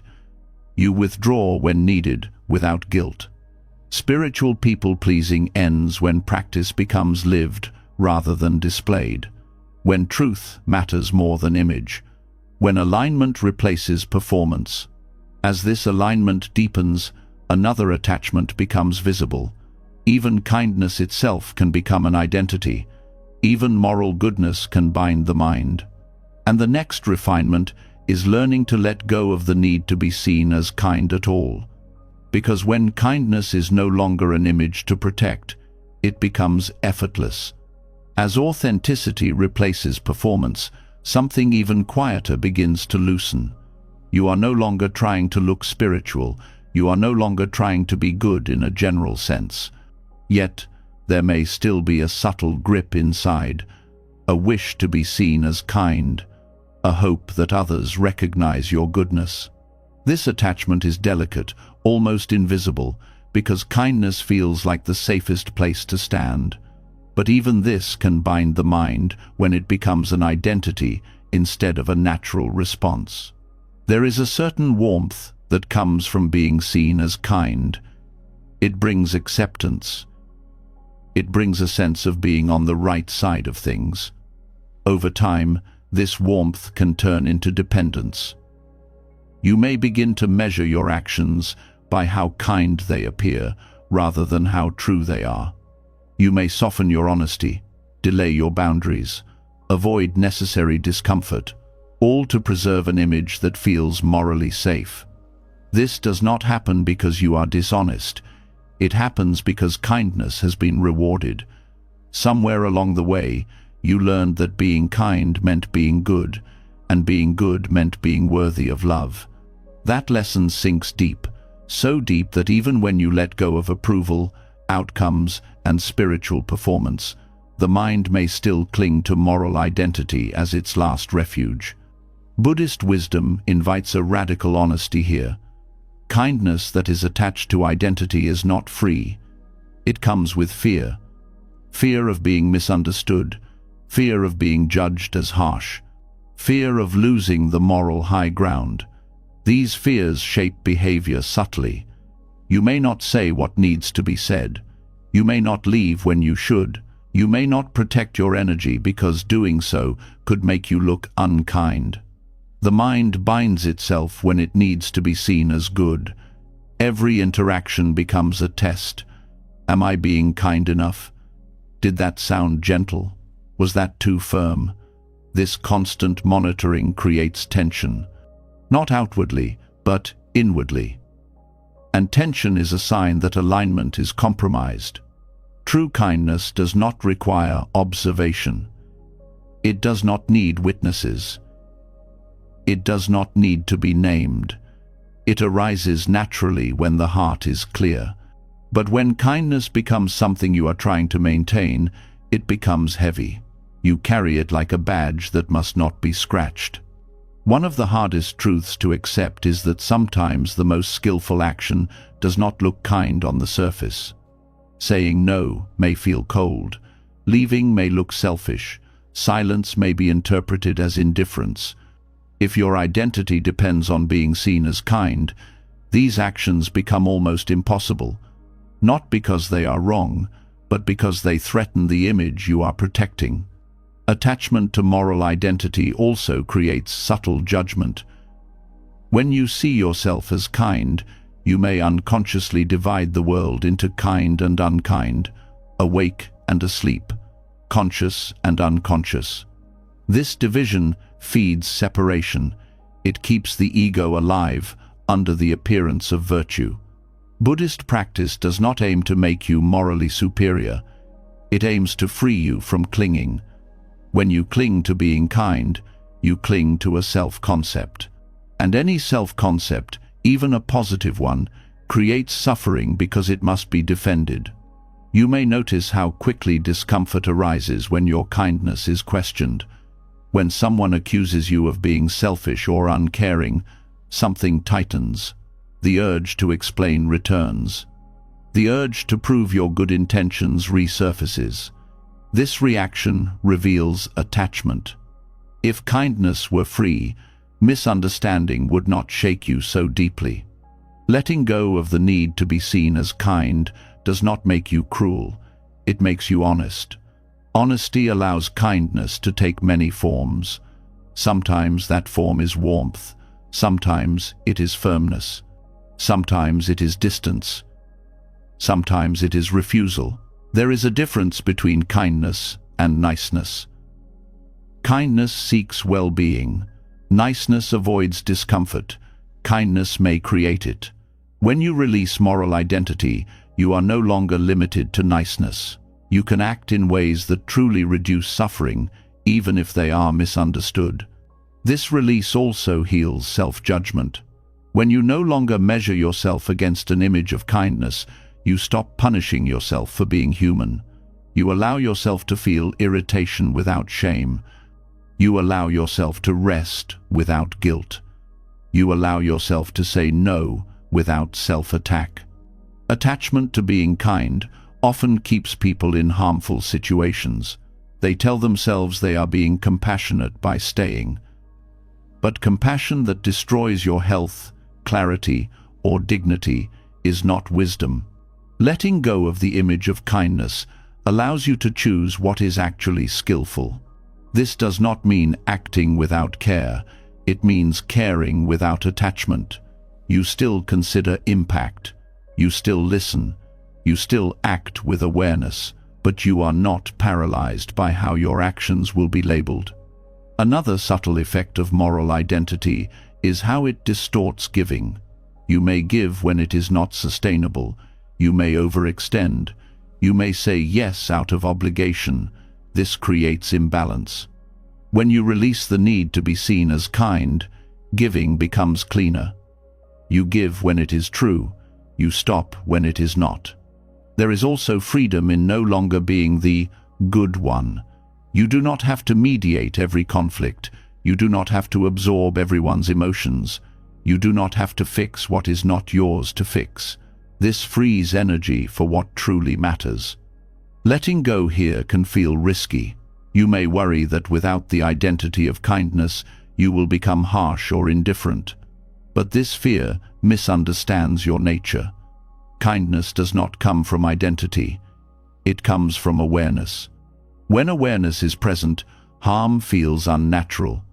Buddhist teachings often point out that clinging to virtue can be as binding as clinging to vice. Both reinforce the sense of a self that must be maintained.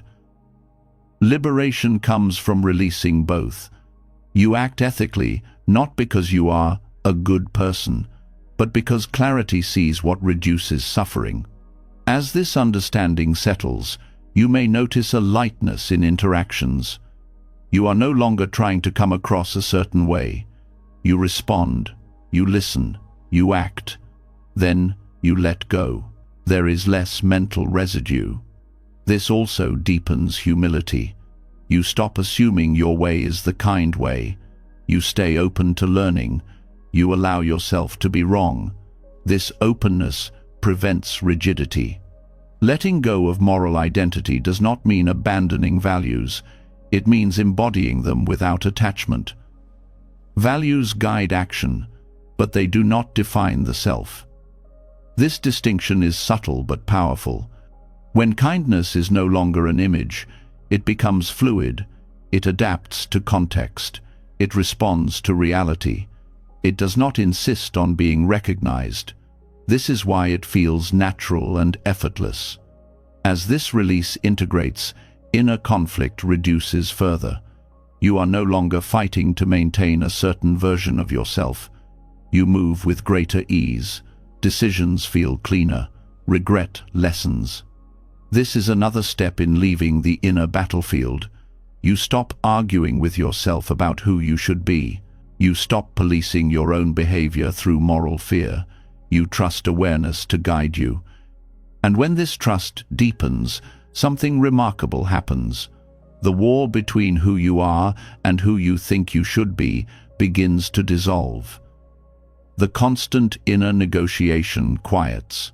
And that quiet opens the next doorway, where alignment no longer requires effort, because the conflict that demanded effort is no longer there. As the need to be seen as kind loosens, something deeper finally becomes visible. Not another habit, not another identity to drop, but a constant tension you may have lived with for so long that it felt normal. A silent war happening inside you, a war between who you are in this moment and who you believe you should be. And until this war ends, alignment will always feel temporary. There is a quiet exhaustion that comes from living in opposition to yourself. You wake up already measuring, already correcting, already negotiating. One part of you feels, wants, reacts, rests. Another part watches closely, judging, adjusting, comparing. This inner split drains more energy than any external struggle, and most people never question it. They assume this tension is discipline, or growth, or responsibility. But it is conflict. The inner battlefield is built from expectations. Expectations absorbed from parents, culture, teachers, peers, and even spiritual ideals. Somewhere along the way, you learned that who you naturally are is not enough, that you must become something else.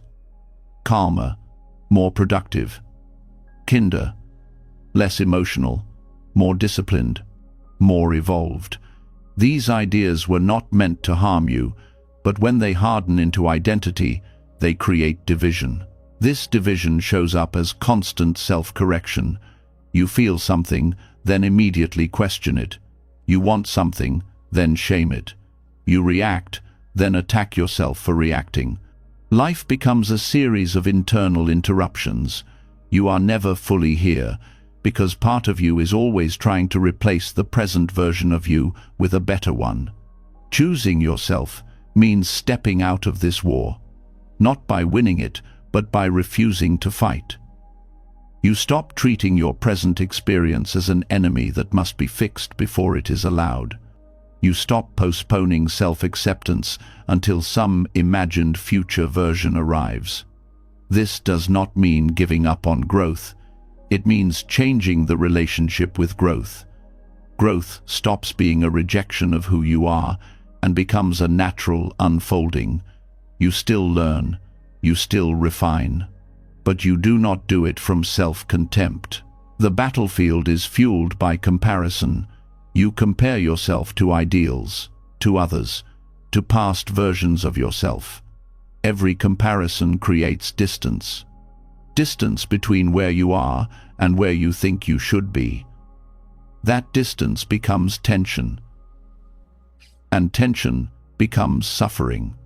When you leave the battlefield, comparison loses its grip, not because you are better than it, but because you no longer need it.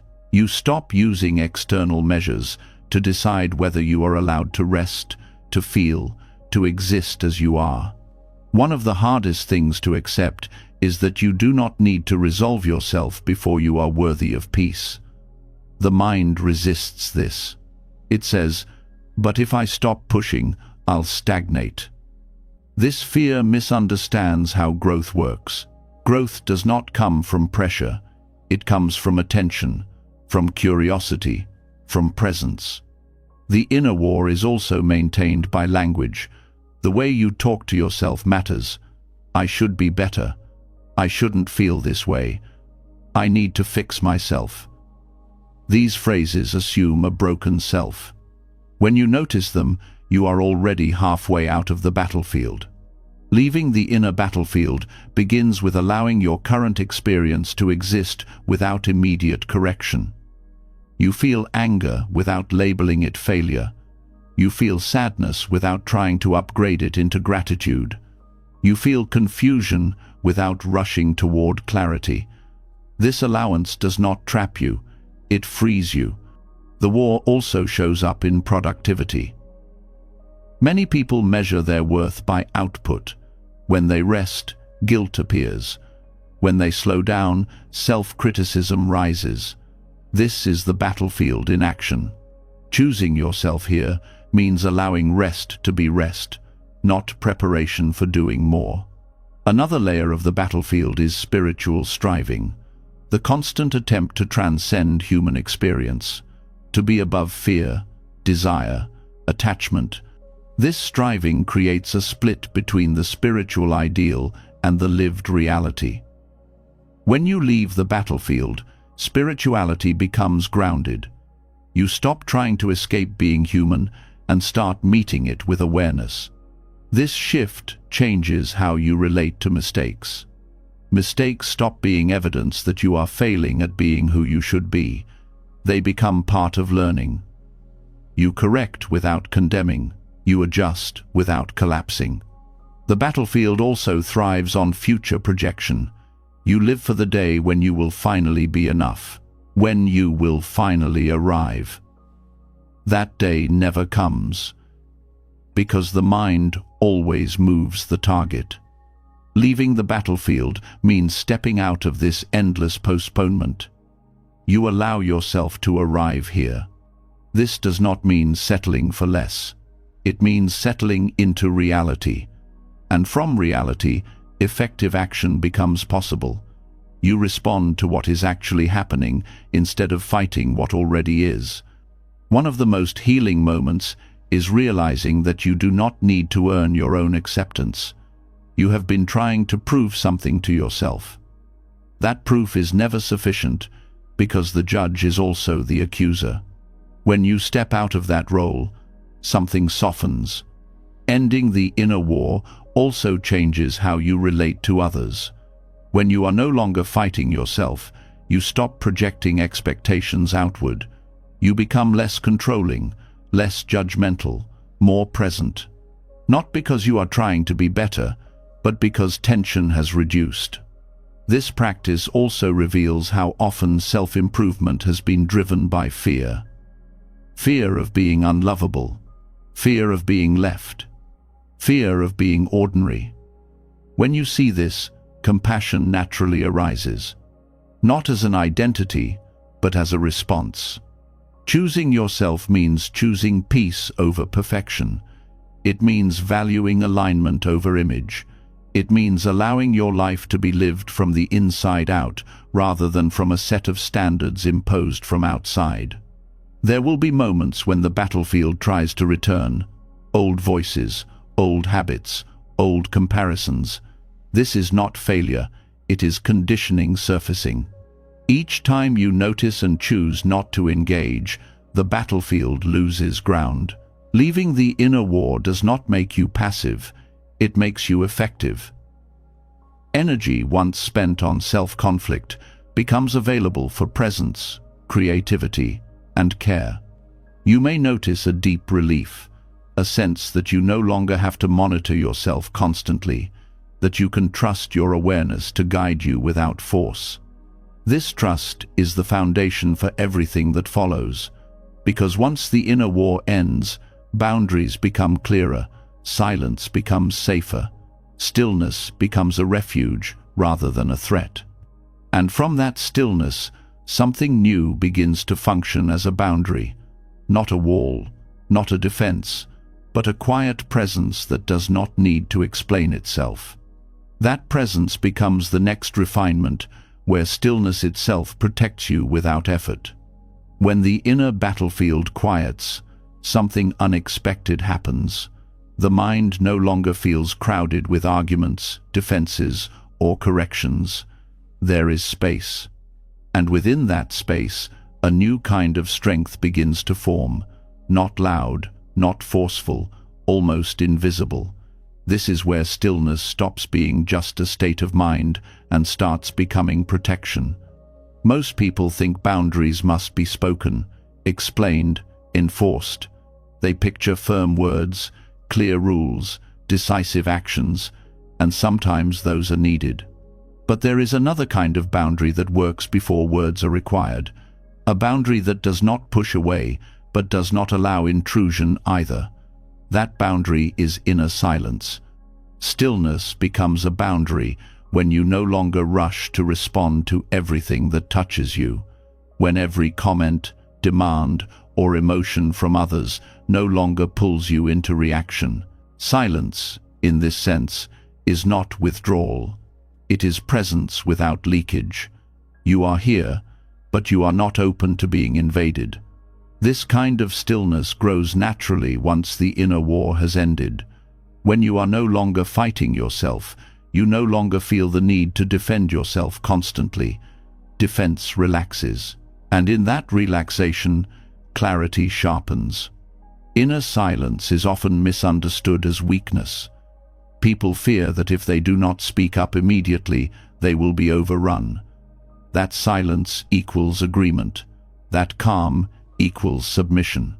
But silence that comes from alignment is not passive. It is deliberate. It holds ground without tension.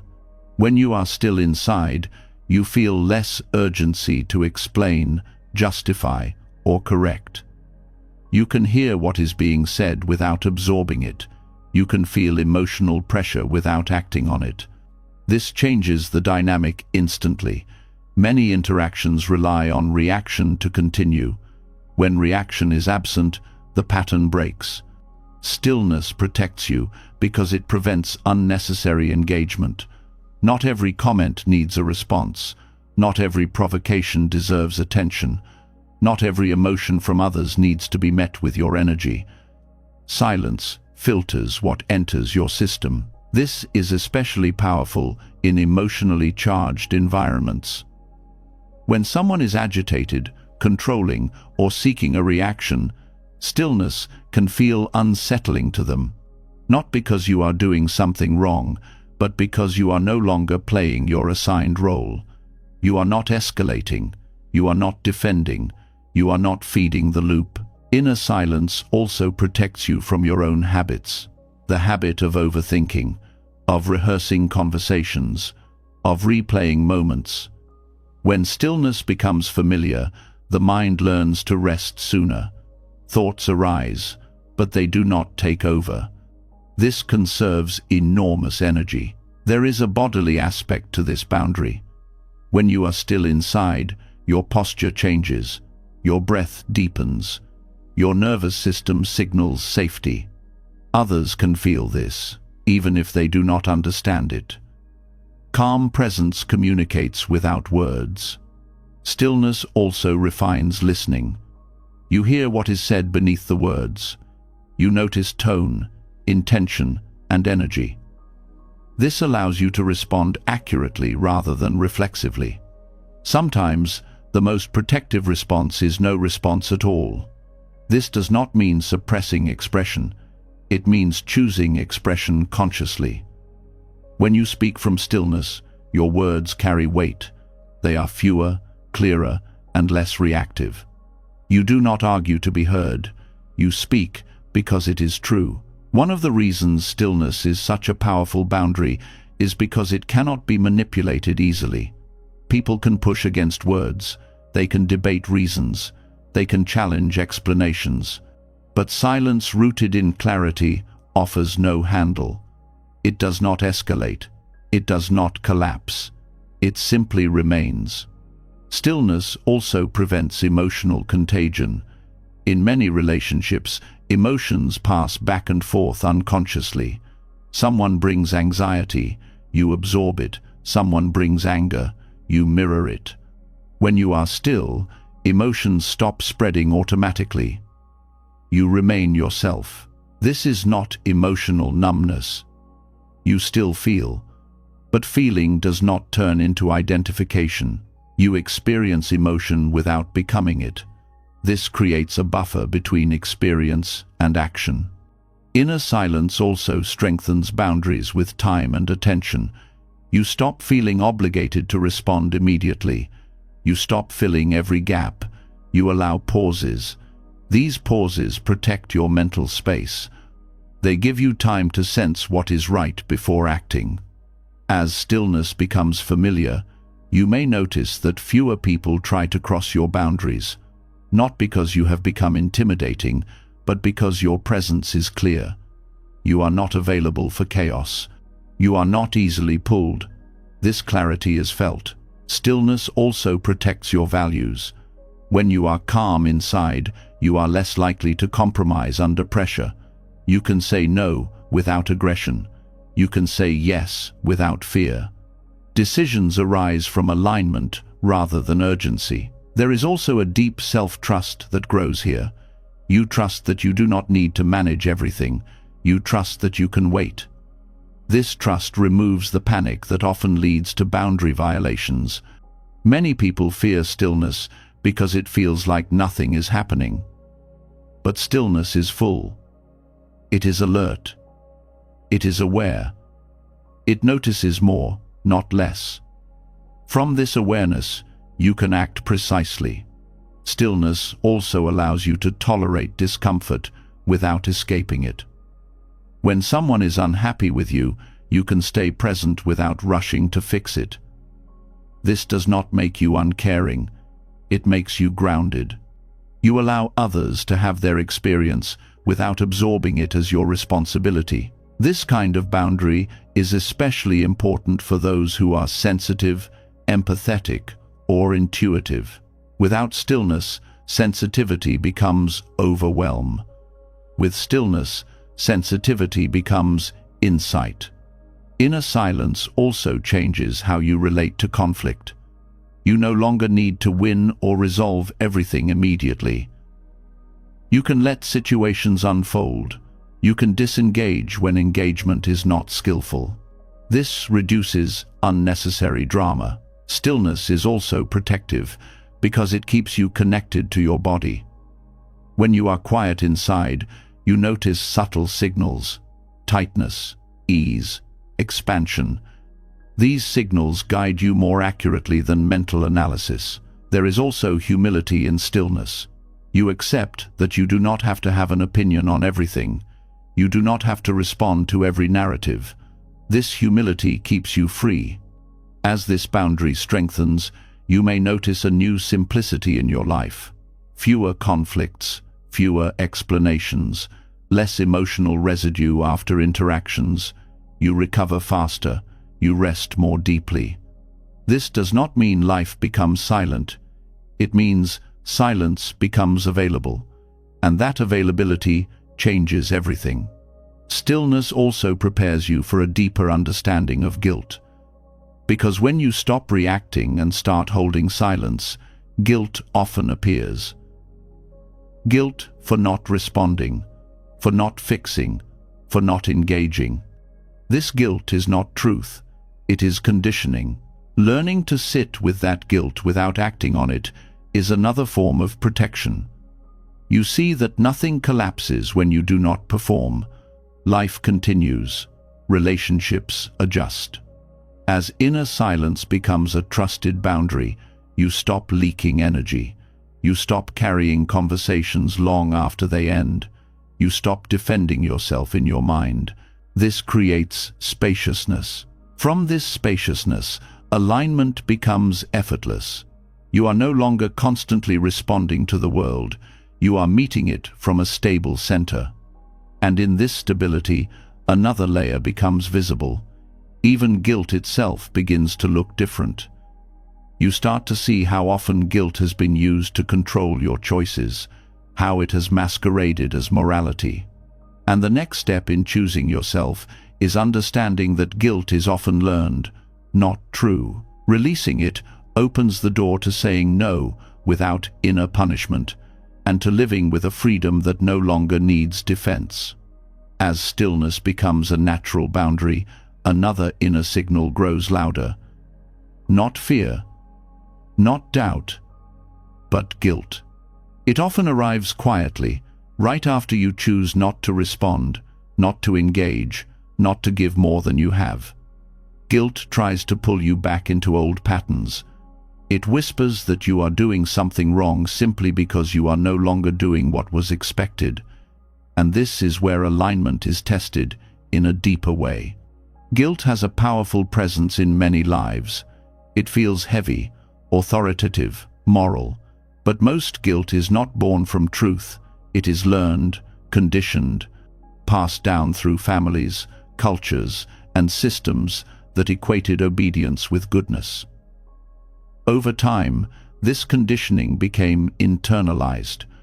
You no longer need someone to tell you that you should give more, tolerate more, explain more. The voice lives inside you now. Saying no without guilt feels almost unnatural at first. The body tightens, the mind searches for justification. You may feel the urge to soften your refusal, to add excuses, to promise future availability. This urge is not kindness. It is fear wearing polite clothing, fear of being judged, fear of being rejected, fear of being seen as selfish. Understanding guilt as a learned illusion changes how you relate to it. Instead of treating guilt as a command, you begin to see it as a signal that an old rule has been activated, a rule that once kept you safe by securing approval or belonging. That rule may no longer apply, but the feeling remains. Many people confuse guilt with conscience, but they are not the same. Conscience arises from clarity. It points to harm. Guilt arises from conditioning. It points to disobedience. One is rooted in awareness, the other in fear. Learning to tell the difference is essential for alignment. When you say no from clarity, there is a sense of rightness, even if discomfort follows. When you say no and feel guilt, it does not automatically mean you are wrong. It often means you are changing. The nervous system is adjusting to a new pattern. Old alarms go off even when no danger exists. Guilt has been used as a social glue. It keeps people compliant, predictable, easy to manage. When you step out of this system, guilt increases temporarily. It is the mind's attempt to restore the familiar order. Recognizing this prevents you from mistaking discomfort for wrongdoing. Saying no without guilt restores alignment because it brings your actions back into agreement with your inner truth. Each guilt-free no strengthens self-trust.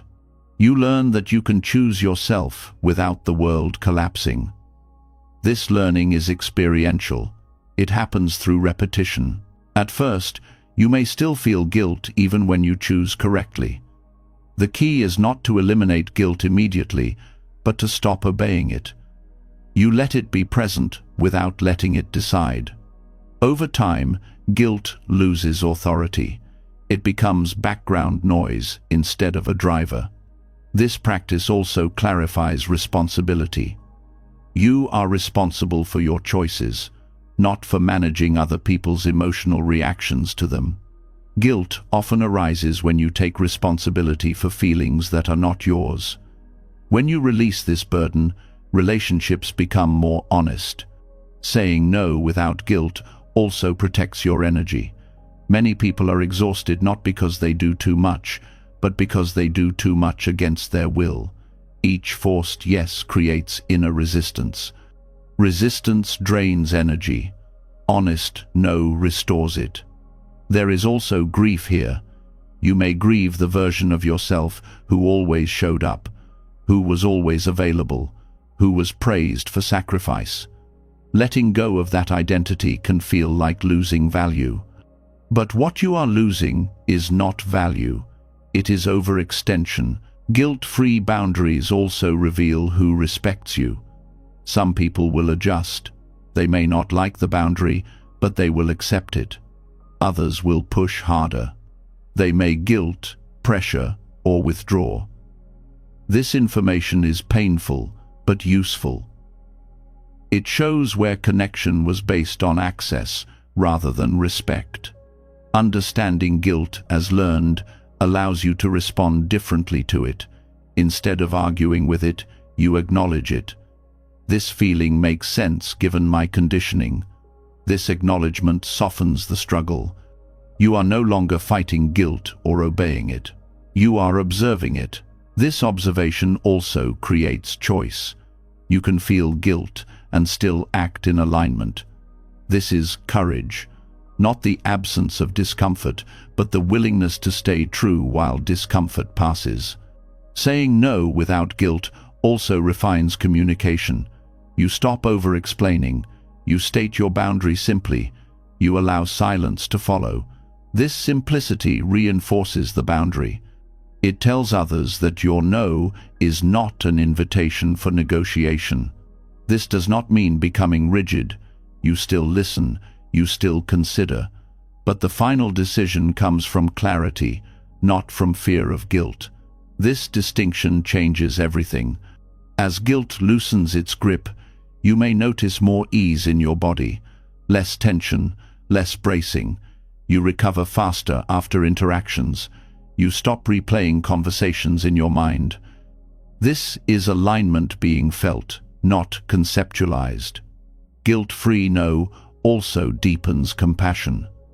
When you stop resenting your own yes, you stop resenting others. Your generosity becomes genuine again. You give when it is true. You stop when it is not. This creates balance.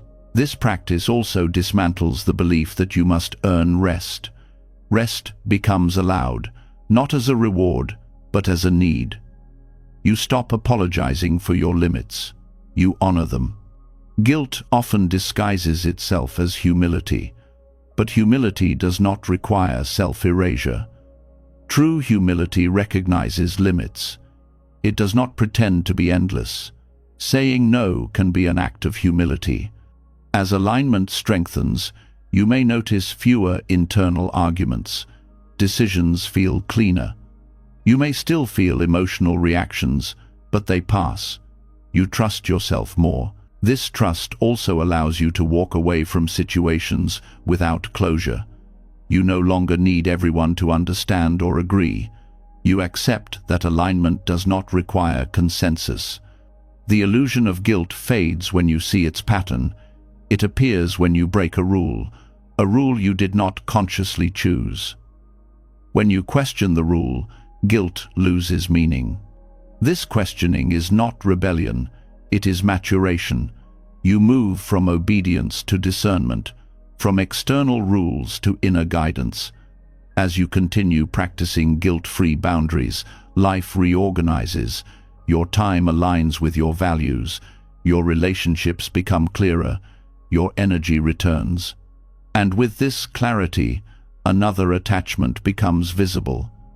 The need for closure, the need to explain endings, the need to finish every story neatly. Letting go of guilt prepares you for this next release.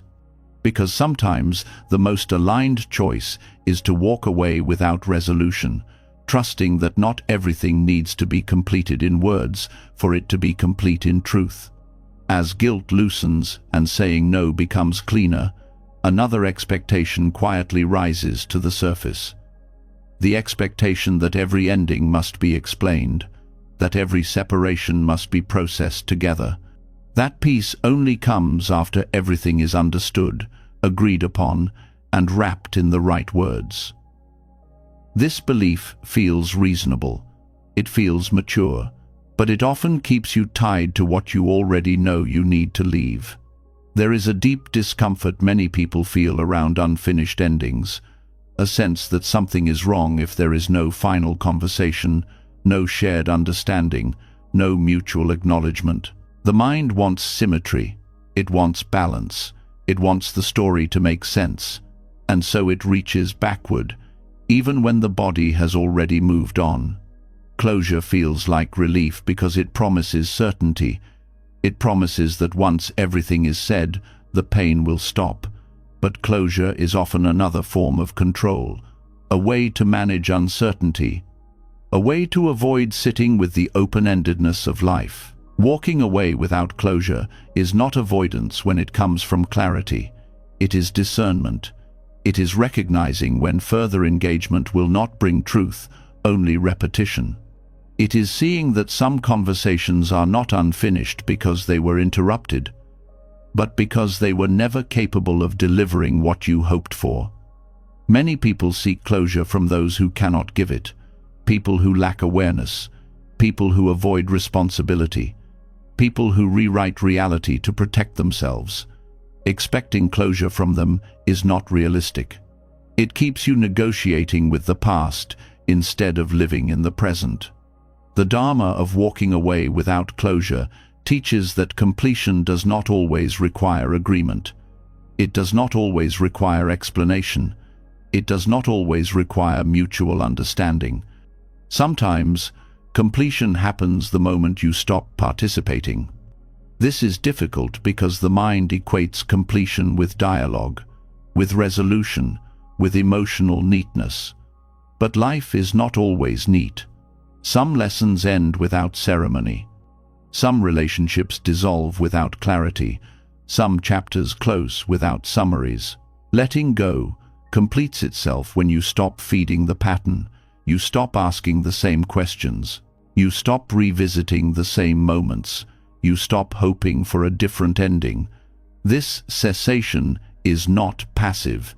It is an active release of attention. There is also fear tied to walking away without closure.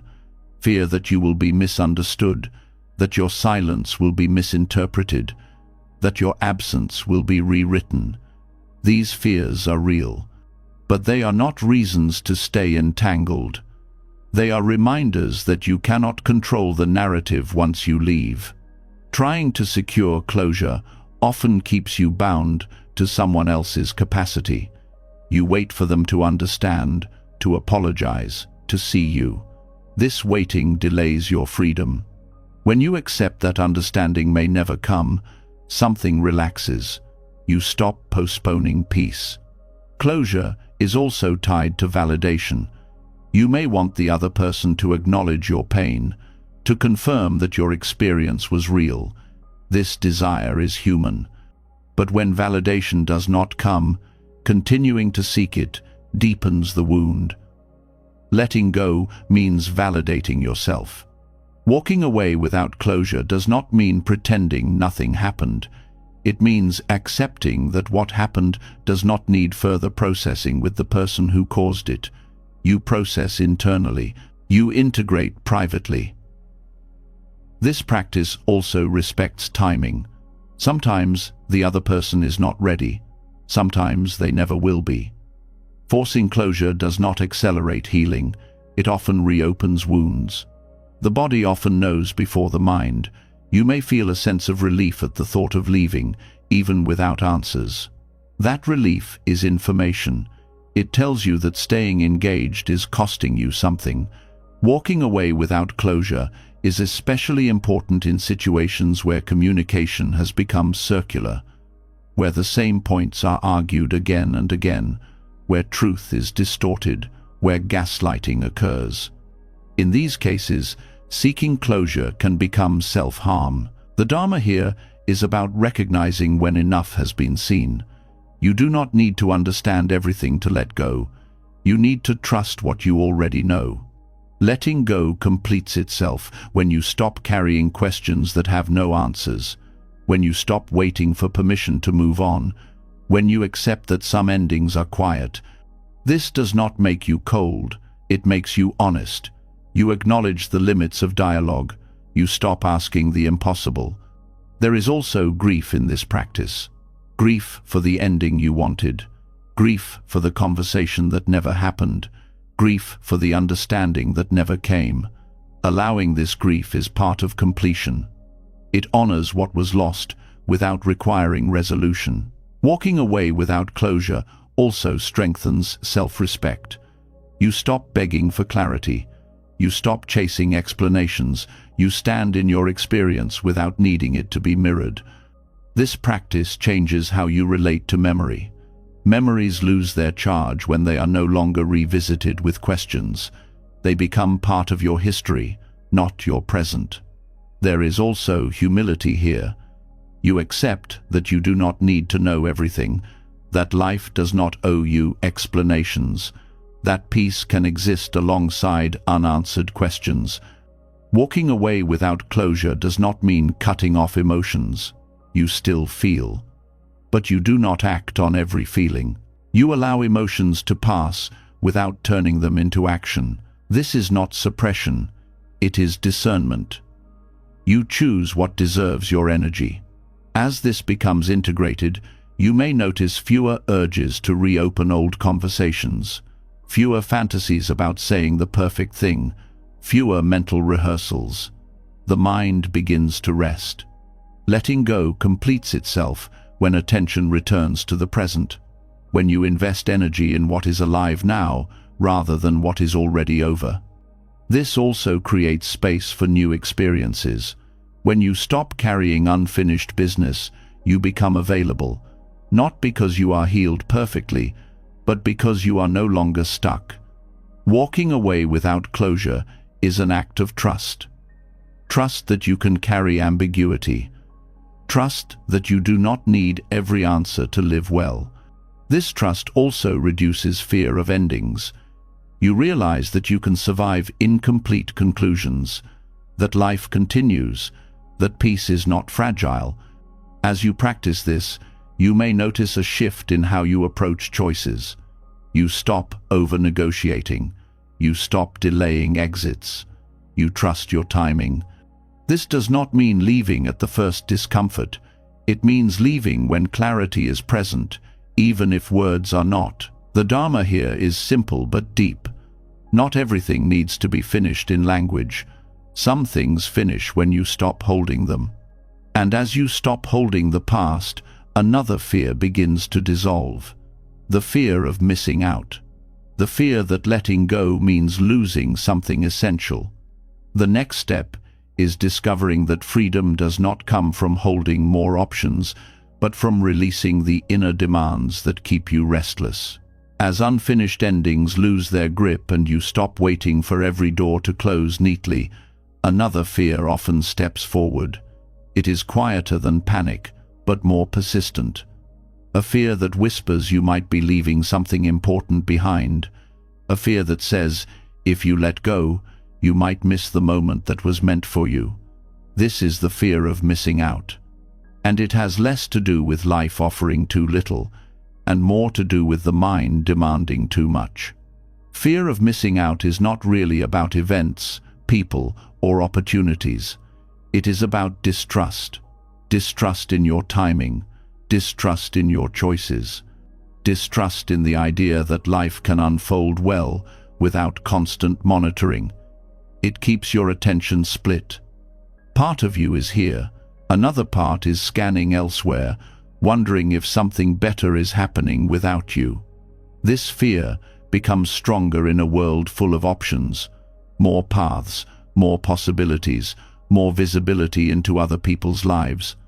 The mind interprets this abundance as pressure. If there are so many choices, choosing one feels like losing all the others. Non-attachment begins to dissolve this pressure by changing how you relate to choice itself. Non-attachment does not mean you stop caring. It means you stop believing that happiness is hiding somewhere else. It means trusting that what is meant to be lived does not require frantic grasping. When this trust grows, the fear of missing out begins to soften, because you are no longer treating life like a competition you must keep up with. Fear of missing out thrives on comparison. You compare your current moment with imagined alternatives. Someone else's success, someone else's joy, someone else's path. These comparisons are incomplete. You see highlights without context, outcomes without cost. When you attach to these images, your present moment feels insufficient. Non-attachment breaks this spell by bringing attention back to what is actually happening. You stop living in potential futures and return to lived reality. This return is not resignation, it is relief. You realize you do not need to experience everything to live fully. Another root of fear of missing out is the belief that life has a limited number of chances, that if you miss one, something essential is gone forever. This belief creates urgency. Urgency creates anxiety. Anxiety clouds perception. You rush decisions, you overcommit, you say yes out of fear rather than truth. Non-attachment introduces a different understanding. It shows that life is not a single narrow path. It unfolds through responsiveness, not accumulation. When you release the need to grab every opportunity, the opportunities that align naturally remain. Fear of missing out also keeps people from resting. Even rest feels suspicious. The mind says you should be doing something. Networking, learning, improving, catching up. Non-attachment allows rest to be complete. You rest without scanning for what you might be missing. This deepens recovery and clarity. There is also a deeper emotional layer here. Fear of missing out is often fear of being left behind, fear of being irrelevant, fear of being forgotten. These fears touch old wounds of exclusion. Non-attachment meets these wounds with presence instead of distraction. You feel them without letting them drive your choices. As non-attachment grows, you begin to see how many of your inner demands are unnecessary. You do not need to attend everything, respond to everything, know everything, be everywhere. Each demand fragments attention. Fewer demands create focus. Focus creates satisfaction. Freedom arises not from more options, but from fewer inner obligations. When you stop demanding that life provide constant stimulation or confirmation, contentment becomes possible. Contentment is not boredom. It is fullness without excess. Non-attachment also changes how you experience desire. Desire no longer feels like lack. It becomes curiosity. You explore what draws you without believing that fulfillment depends on it.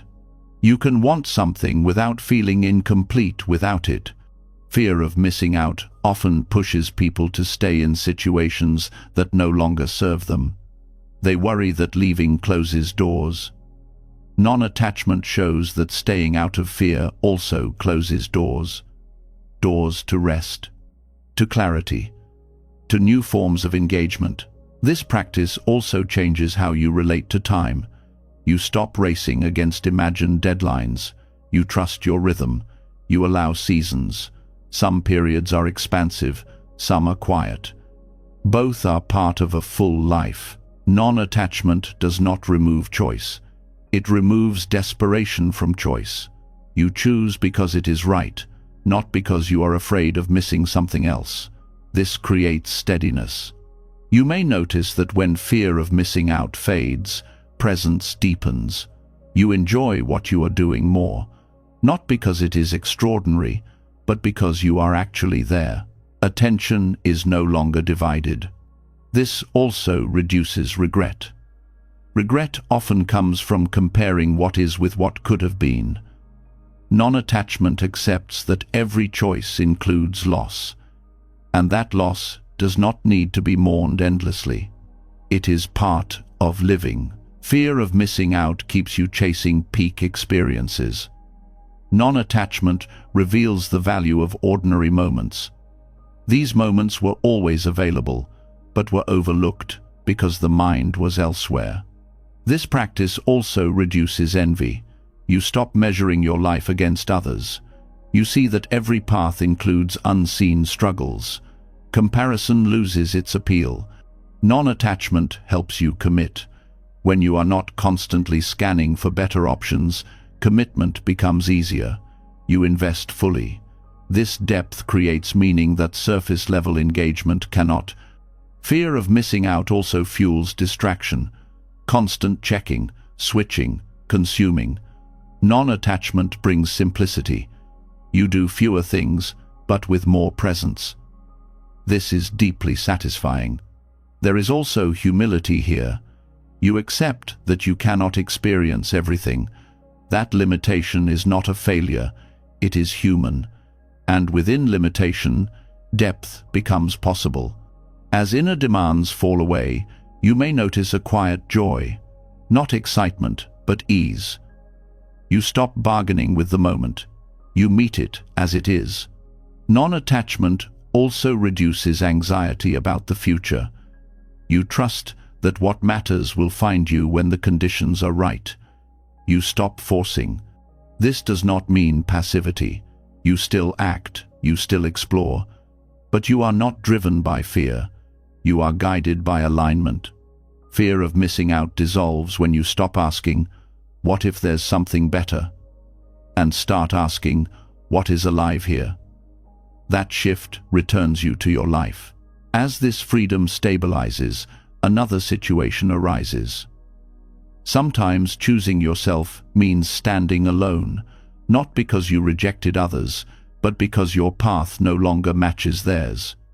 When no one understands your choice, solitude can feel heavy, and the next step is learning how solitude can become confirmation rather than isolation. As the fear of missing out loosens, a quieter challenge appears. You are no longer pulled in 100 directions. You are clearer, more selective, more honest, and yet something feels exposed. The path you are walking no longer matches the paths around you. Fewer people nod in agreement. Fewer people understand your choices. This is where many turn back. But this is also where choosing yourself becomes real.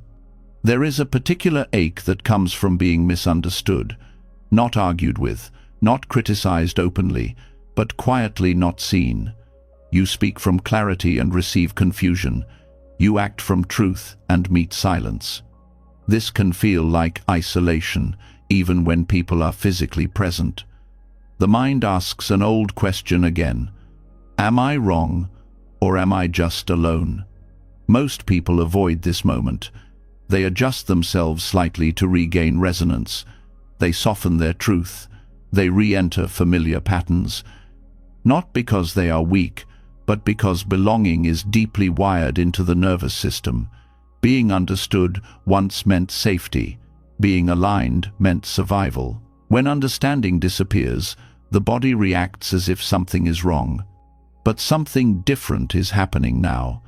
You are not being rejected for who you are pretending to be. You are being misunderstood for who you actually are. That distinction matters more than it first appears. Choosing yourself when no one understands is not a heroic act. It is a quiet one. It does not feel triumphant. It often feels uncertain.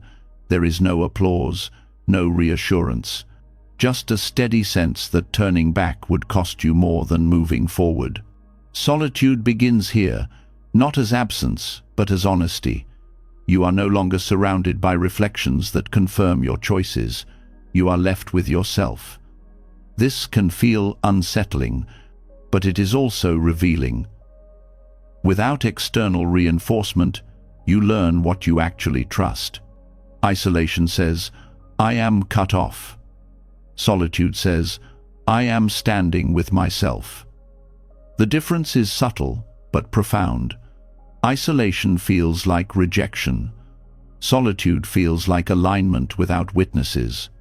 This kind of solitude often arises when your values shift, when your pace slows, when your priorities change. Others may not recognize you anymore, not because you disappeared, but because you are no longer operating from shared assumptions. You stop explaining because explanations no longer help. Silence grows. Distance widens. The mind may try to interpret this as failure. It may tell you that you are becoming distant, difficult, or disconnected. But solitude does not mean you lack connection. It means connection is no longer based on performance or agreement. One of the most challenging aspects of this phase is resisting the urge to self-doubt. When no one understands your choice, the mind looks for external validation to confirm it. Without that validation, old habits resurface. You may replay conversations. You may question your clarity. This is natural, but it is also where self-trust is tested. Self-trust does not come from certainty. It comes from consistency. You notice that when you act in alignment, even without understanding from others, your body feels calmer, your sleep improves, your thoughts slow. These signals matter more than approval. Solitude becomes confirmation when you notice that peace is present even in the absence of agreement. Not constant peace, not bliss, but a quiet steadiness, a sense that you are not at war with yourself. Many people confuse solitude with loneliness. Loneliness is the pain of wanting connection but feeling cut off. Solitude is the space where you are connected inwardly and not forcing outward resonance. Loneliness seeks escape. Solitude allows listening. In solitude, you begin to hear yourself more clearly. Not the anxious voice, but the grounded one. You notice subtle preferences, honest limits, natural rhythms. These were often drowned out by the noise of consensus. Choosing yourself in this way also reveals how often you relied on being understood to feel real. When understanding disappears, you realize how much of your identity was reflected rather than lived. Solitude strips that away gently, leaving what is actually yours. This does not mean you stop caring about others. It means you stop requiring them to mirror your truth back to you. You let your experience stand on its own. This is maturity, not withdrawal. Solitude also teaches patience. You stop rushing to be seen. You allow time to pass without trying to fill it with explanation. Over time, some people may come to understand, others may not. Both outcomes become acceptable. There is also grief here. Grief for shared language that no longer works, for relationships that once felt easy, for versions of yourself that fit more comfortably into certain spaces. Allowing this grief prevents bitterness. It keeps the heart open without pulling you back into compromise. Choosing yourself when misunderstood also reshapes humility. You stop assuming that your path must make sense to others. You accept that clarity does not require consensus. This humility prevents arrogance. You are not claiming superiority. You are simply honoring alignment. Solitude also refines discernment. You become more selective about where you share your inner world. Not everyone needs access. Not everyone will understand. You stop oversharing in hopes of being validated. You share when there is receptivity. This protects your energy. Being misunderstood repeatedly can be draining if you keep offering explanations. Solitude allows recovery. It lets you conserve emotional resources. Another shift happens here. You begin to see solitude not as a gap to be filled, but as a space to be lived in. You become comfortable being with yourself without distraction. This comfort is rare, and it changes how you approach relationships. When you are at ease in solitude, you stop clinging to connection out of fear. You choose connection out of resonance. This creates healthier relationships, less need, more mutual respect. Solitude also supports creativity. Without constant feedback, ideas develop more honestly. You are not shaping them for acceptance. You let them mature internally before sharing. There is also spiritual depth in solitude. Many insights arise only when the noise of agreement fades. You see patterns more clearly. You sense direction without needing confirmation. This is not isolation. It is attunement. Choosing yourself in this way requires courage, but not dramatic courage. It requires the courage to stay when nothing reassures you, to continue without applause, to trust your internal compass. This does not mean you reject community. It means you no longer use community to avoid yourself. You can be alone without feeling abandoned. You can be with others without losing yourself. Over time, solitude stops feeling heavy. It becomes neutral, then supportive, then even nourishing. You realize you are not alone in it. Many who choose alignment pass through this phase. They simply do not talk about it much. As solitude becomes confirmation rather than isolation, something else becomes clear. Choosing yourself is not about constant self-protection. It is about ending the habit of sacrificing yourself for harmony. That sacrifice, once praised, often hides a deeper violence against the self. And seeing that violence clearly opens the next door, where alignment requires honesty about the cost of self-sacrifice. As solitude becomes steady instead of frightening, a hard truth starts to surface. You begin to see that many of the moments you called love, loyalty, or peace were built on something quieter and more damaging. You did not just bend. You disappeared, not all at once, but slowly. And what once felt noble now reveals a deeper cost. Self-sacrifice is often praised. It is taught early and rewarded often. Be the one who gives. Be the one who understands. Be the one who keeps things together.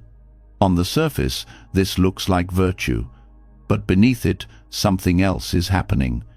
Each time you abandon your own truth to preserve harmony, a small act of violence occurs. Not dramatic, not visible, but real. Violence does not always leave bruises. Sometimes it leaves numbness. Sometimes it leaves confusion. Sometimes it leaves a quiet resentment you cannot explain. When you consistently choose peace over truth, your system learns that your needs are negotiable. Over time, this teaches the body that safety comes from self-erasure. The hidden violence of self-sacrifice lies in its invisibility. No one points to it, no one calls it harm. You may even be thanked for it, but your nervous system keeps the score.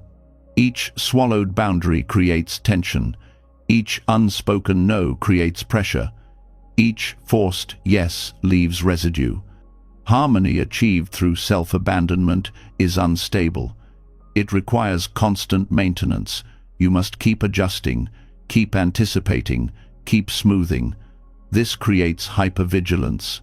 You are always watching the room, tracking moods, preparing to give more. This is not peace. It is survival dressed as kindness. Many people who sacrifice themselves believe they are choosing love, but love that requires you to disappear is not love. It is attachment mixed with fear, fear of conflict, fear of rejection, fear of being seen as difficult. These fears push you to prioritize harmony over honesty. Buddhist wisdom does not celebrate self-sacrifice. It points toward non-harm, and non-harm includes yourself. When you consistently harm yourself to avoid discomfort in others, suffering multiplies. It does not disappear, it simply moves inward. One reason self-sacrifice feels right is because it reduces immediate tension. You say yes, and the conflict stops. You stay silent, and the moment passes. This short-term relief trains the nervous system to repeat the pattern, but the long-term effect is misalignment. Your inner and outer worlds drift apart. This drift creates exhaustion, not the kind that sleep fixes, the kind that comes from living divided. One part of you complies, another part resists. Over time, resistance turns into shutdown. You may feel flat, disconnected, unsure what you want. This is not because you lack desire. It is because desire has been ignored for too long. Self-sacrifice also distorts relationships. When you give beyond your truth, others relate to a version of you that is incomplete. They do not know where you end. You do not know where you end. Boundaries blur. Resentment builds quietly. Eventually, harmony breaks anyway, often explosively. There is also a moral confusion around self-sacrifice. Many believe that suffering for others makes them good, but goodness that costs you your dignity is not goodness. It is conditioning. You were taught that being easy makes you lovable, that being agreeable keeps you safe. That belief may have protected you once. It may now be harming you. The violence here is not intention. You did not mean to harm yourself. You were trying to survive. But survival patterns that continue past their usefulness become prisons. Seeing this is not self-blame. It is clarity. Self-sacrifice often hides behind spiritual language, acceptance, compassion, letting go. But true acceptance does not require silence in the face of harm. True compassion does not require endless giving. Letting go does not mean letting yourself be diminished. When you abandon yourself repeatedly, your body learns to expect betrayal from the inside. This creates anxiety, depression, chronic stress, not because life is unbearable, but because your inner system does not feel protected by you. Choosing yourself is the end of this violence, not through aggression, but through presence. You begin to notice when you are about to disappear. You feel the contraction. You pause. You choose truth over harmony. This choice can feel terrifying. Self-sacrifice has been your way of staying connected. Without it, you may fear loss, conflict, rejection. These fears are real, but staying in self-erasure costs more than leaving it. Ending self-sacrifice does not mean becoming selfish. It means becoming whole. When you stop abandoning yourself, your actions become cleaner. You give when you want to. You stop when you need to. This creates real harmony, not forced peace. There is also grief in recognizing how often you harmed yourself to keep things smooth. Grief for the times you stayed quiet, for the boundaries you never set, for the energy you lost. Allowing this grief is part of healing. It acknowledges the cost without freezing you in regret. As you stop self-sacrificing, others may react strongly. They were comfortable with your disappearance. Your presence may feel disruptive. This does not mean you are wrong. It means the system is changing. This shift also reveals how much of your identity was built around being needed. When you stop sacrificing, you may feel uncertain about your role. This uncertainty is temporary. It makes space for a more honest sense of self. Non-violence toward yourself requires courage. Not loud courage, but quiet consistency. Each time you choose not to abandon yourself, you rebuild trust internally. Your body learns that you are safe with you. This internal safety changes everything. Decisions become clearer. Boundaries become steadier. You no longer need to justify your existence through giving. You exist because you exist. Self-sacrifice also keeps people trapped in stories. Stories where you are the hero, or the victim, or the strong one. These stories give meaning to suffering. Letting go of self-sacrifice prepares you to let go of these narratives too. Because as long as you are sacrificing yourself, the story must continue. Someone must be saved. Someone must be endured. Someone must be blamed. When you stop sacrificing, the story loses fuel. This is where the next release begins. You start to see how identity itself has been maintained through narrative, through roles of hero, helper, or wounded one. And letting go of these stories becomes necessary for true freedom, because alignment does not come from being someone in a story. It comes from being present without needing a role at all. As the habit of self-sacrifice loosens, another structure quietly begins to wobble. You may not notice it at first, because it has lived with you for so long. It has given meaning to pain. It has explained struggle. It has helped you survive. And yet, it is also one of the deepest sources of suffering you still carry. This is the story you tell about who you are in the world. There is a subtle comfort in having a story, even a painful one. Stories organize experience. They give shape to chaos. They tell you why things happened and what role you played. Without noticing, many people organize their entire identity around one of two positions: the one who was wronged, or the one who endured and saved others, the victim or the hero. Both feel different, but they serve the same purpose. They keep the self intact through narrative. Narrative identity feels necessary because it gives continuity. It says, "This is me, this is what happened, this is why I am this way." The mind clings to this structure because without it, experience feels unanchored. Silence feels dangerous. If the story ends, who are you then? But stories do not just explain life. They replay it.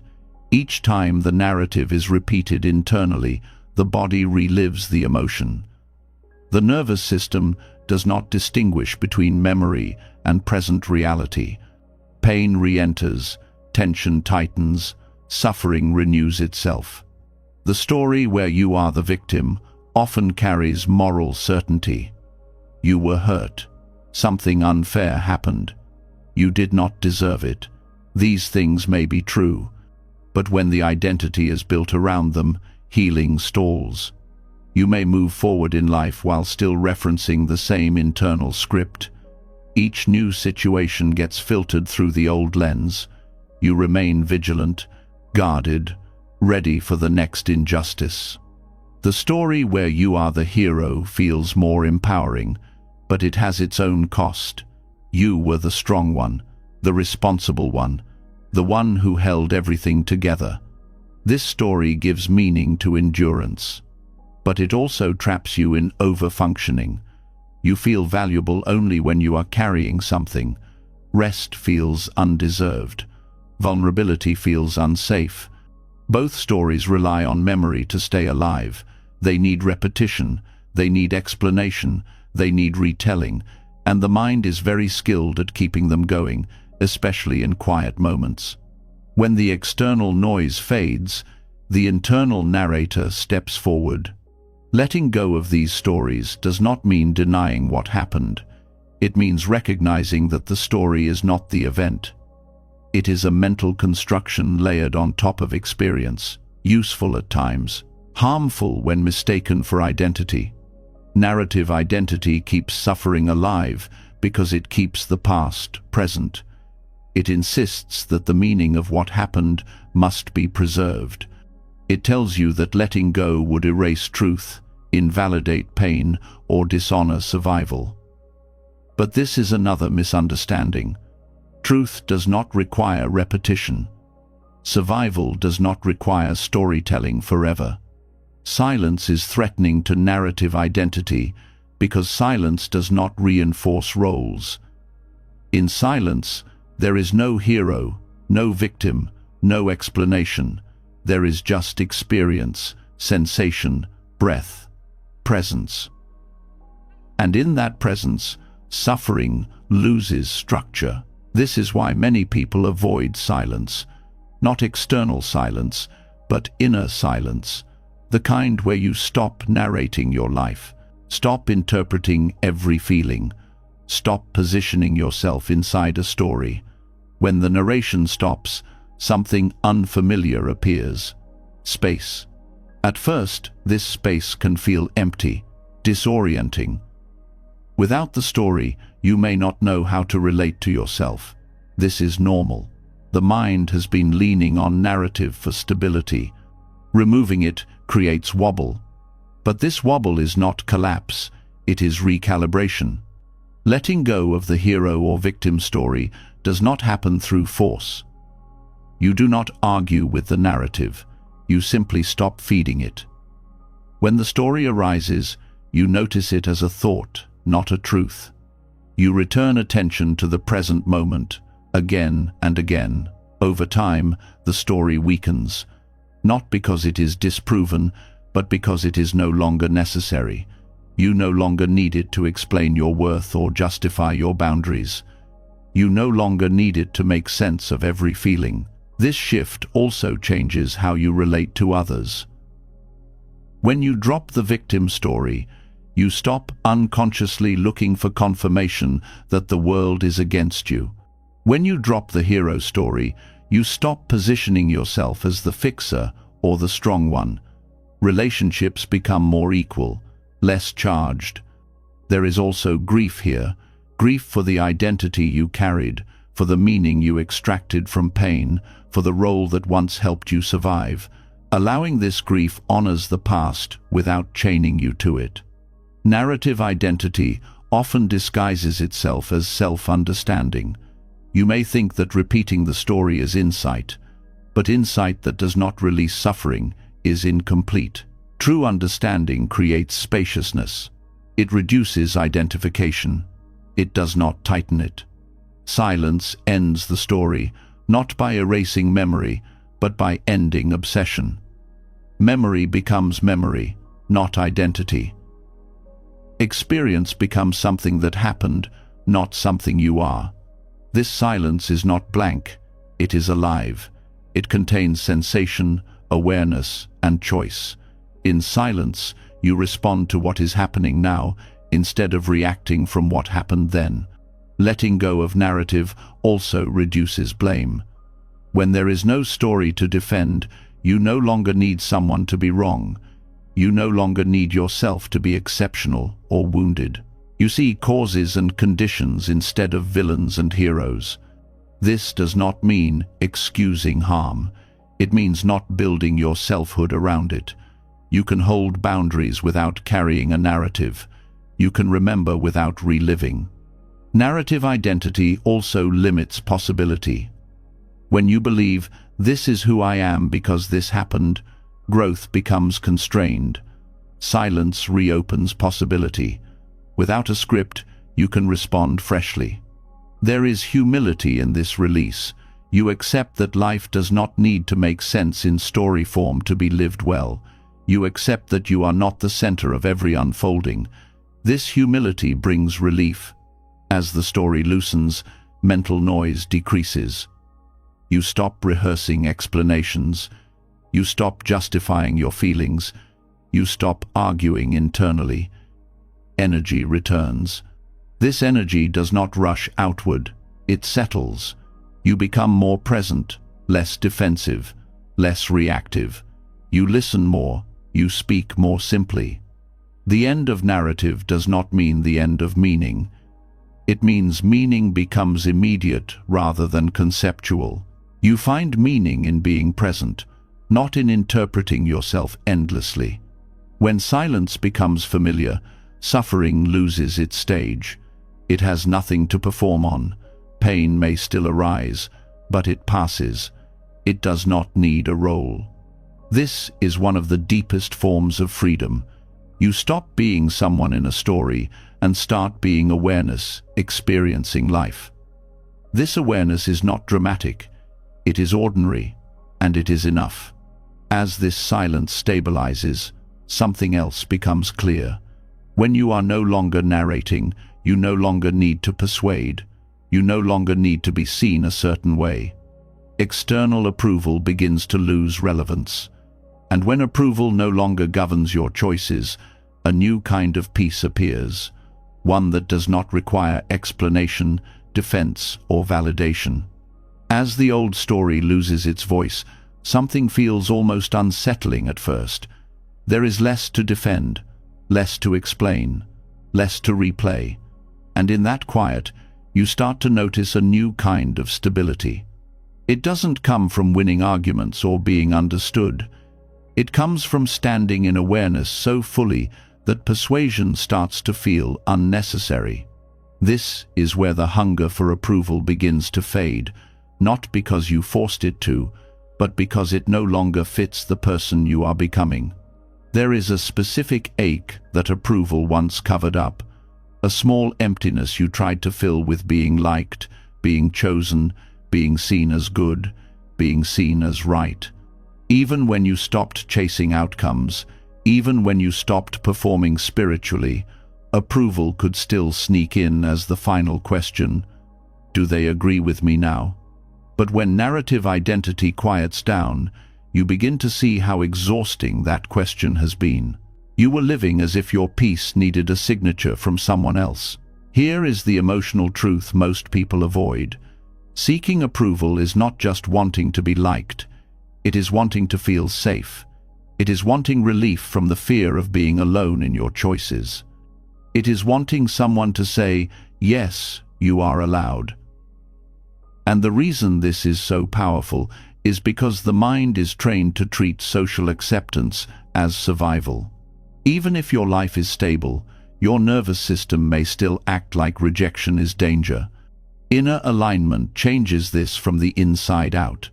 When you are aligned, you don't need permission to be real. You don't need applause to trust your own experience.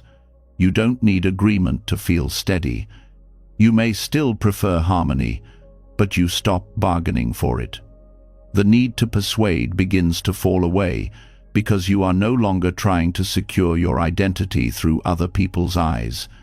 Persuasion is often a hidden form of fear.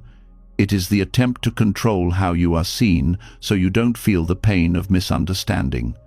It is not always manipulative. Sometimes it looks like just explaining. Sometimes it looks like making sure they understand. But beneath it, the body is tense, the heart is bracing, the mind is scanning for signs of rejection. When you are rooted in awareness, you can feel this tension clearly, and you stop feeding it. This is where peace replaces persuasion. Peace does not argue for itself. It does not chase. It does not perform. It stands. And because it stands, it becomes visible. Not as an image, but as an energy. People can sense when someone is not seeking their approval. It changes the entire dynamic. Conversations become simpler because you are not trying to win a position. You are simply speaking from what is true. Inner alignment does not mean you never care what people think. It means what people think is no longer the foundation of your self-respect. You still listen. You still consider feedback. You still reflect. But you do not collapse when someone disagrees. Disagreement becomes part of life, not a threat to your worth. A strong sign you are becoming aligned is how quickly you recover from being misunderstood. In the past, misunderstanding might have haunted you for hours. You replayed the conversation. You wrote speeches in your head. You tried to fix the story. Now, you still feel the sting, but it passes faster. Not because you are cold, but because you are no longer hooked into proving yourself. Being rooted in awareness means you notice your own internal movements as they happen. You notice the urge to defend. You notice the impulse to explain. You notice the small panic that says, "Correct this now." And instead of obeying it, you pause. You let the urge rise and fall like a wave.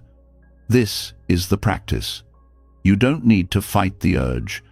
You just don't build a life around it. What makes approval irrelevant is not arrogance, it is wholeness. Arrogance says, "I don't need anyone." Wholeness says, "I can be with people without needing them to confirm me." That difference matters. One isolates, the other frees. When inner alignment grows, you stop trying to be seen as a certain type of person. You stop curating your tone so nobody feels uncomfortable. You stop shaping your truth into something easier to accept. You still speak with care, but you don't dilute yourself. This is where the nervous system begins to relax in a deeper way. Because the body senses when you are being real, and it also senses when you are performing. External approval becomes less relevant because you begin to value inner congruence more than social comfort. Congruence means your actions match your truth, not your mood, not your fear, not your image, but your truth. When you live this way, you start to feel clean inside, less residue, less regret, less inner noise. That clean feeling becomes more satisfying than praise. This also changes the kind of relationships you attract and maintain. When you are approval-seeking, you often bond through performance. You give what people want, you mirror, you accommodate. You become easy. When you are aligned, you bond through honesty. Some people won't like that. Some connections will fade. But the ones that remain feel more stable because they are not built on you disappearing. One painful part of this shift is realizing how many times you accepted less than respect because you wanted to be liked. You stayed in conversations that drained you. You tolerated subtle disrespect. You laughed at things that hurt. You nodded when you disagreed. Alignment exposes these moments not to shame you, but to free you. You begin to realize you don't need to earn basic dignity through being pleasant. Inner alignment also changes your relationship with conflict. Approval-seeking makes conflict feel like danger because disagreement threatens belonging. Alignment makes conflict feel like information.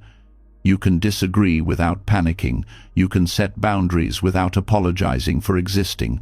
You can let tension be present without trying to fix it immediately. This is a major sign of emotional maturity. Another way approval loses power is that you stop living for later.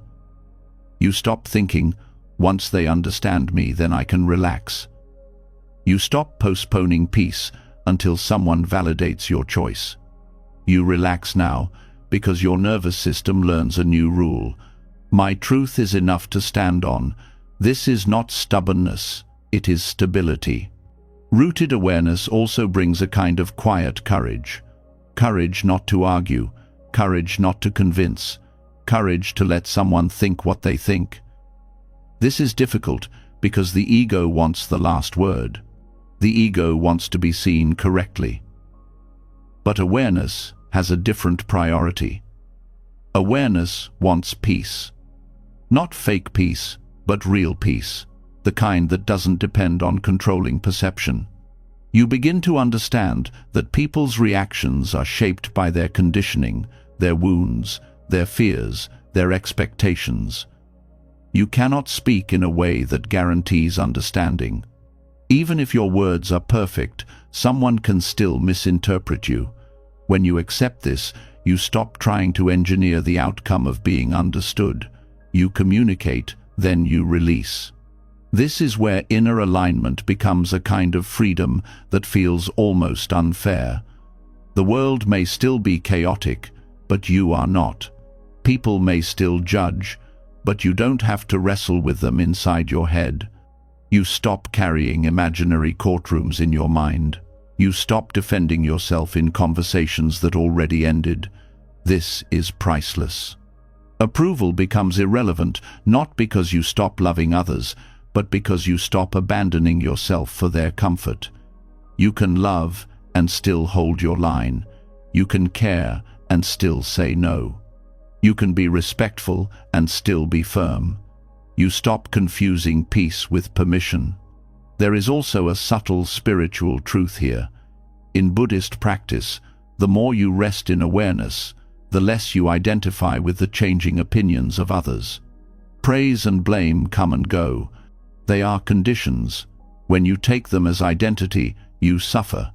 When you see them as passing phenomena, you remain free. This doesn't make you insensitive. It makes you unhooked. And being unhooked allows you to act more ethically, because when you're not chasing approval, you stop doing good things for credit. You help without needing recognition. You apologize without needing to be seen as humble. You set boundaries without needing to be seen as strong. Action becomes clean when it is not bargaining for an identity.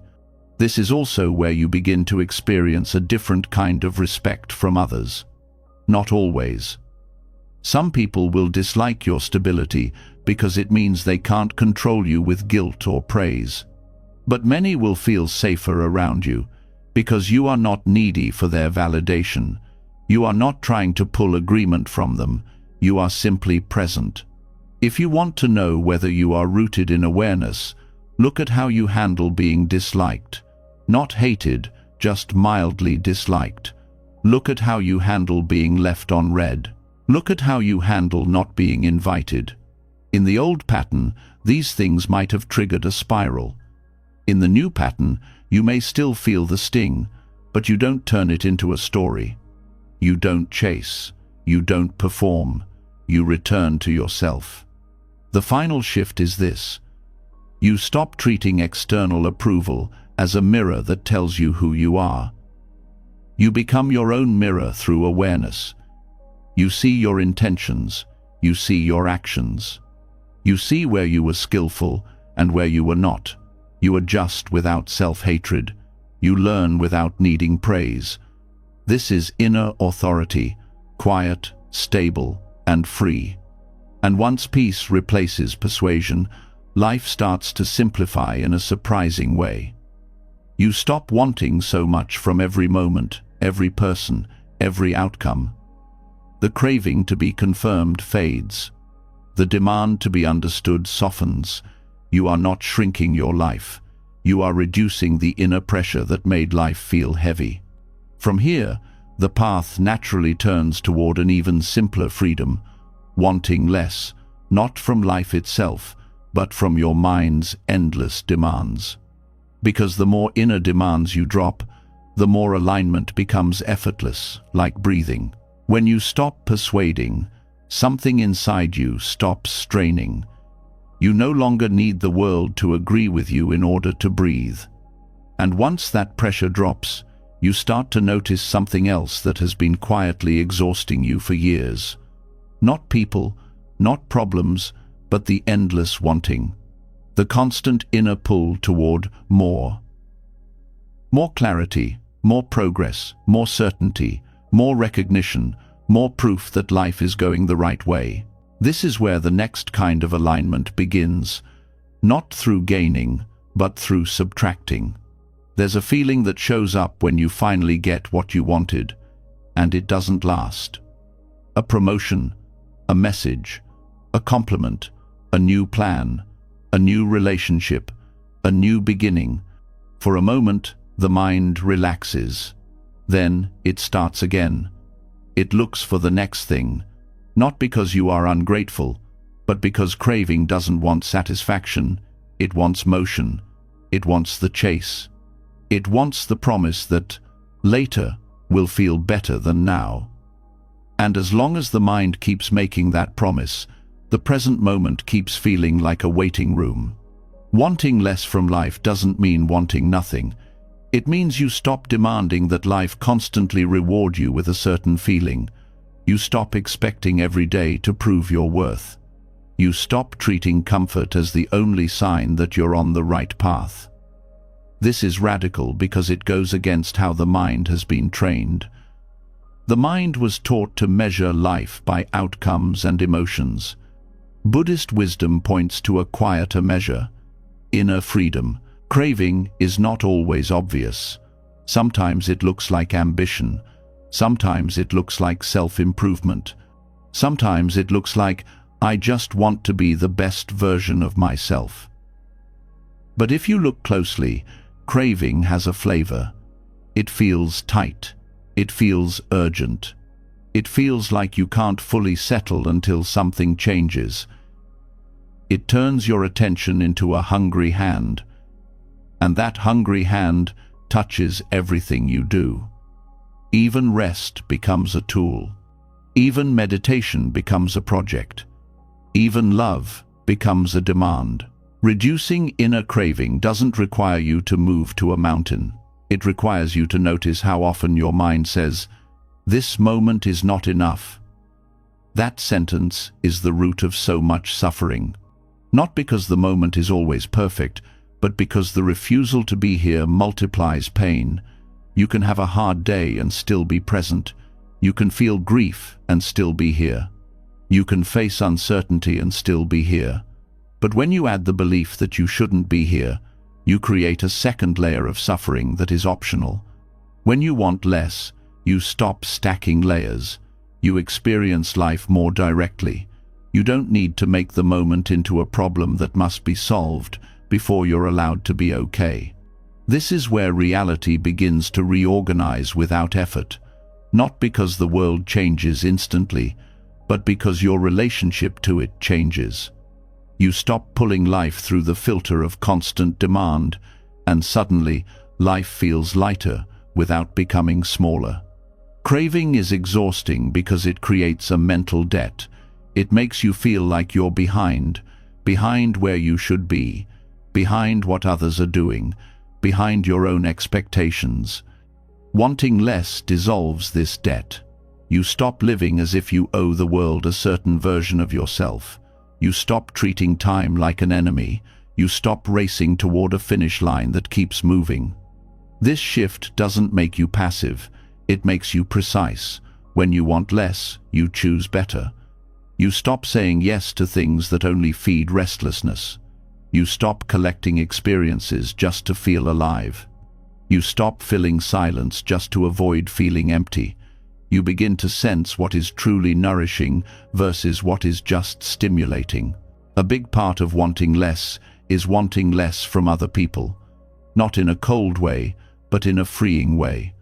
You stop demanding that others complete you, understand you perfectly, respond the right way, heal fast, stay forever, prove their love daily. Those demands create tension in relationships. They turn love into a contract. When you want less from people, you give relationships room to breathe. You stop gripping. You stop chasing. You stop testing.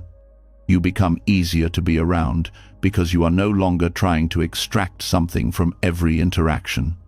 This doesn't mean you accept disrespect. It means you stop trying to squeeze security out of what cannot provide it.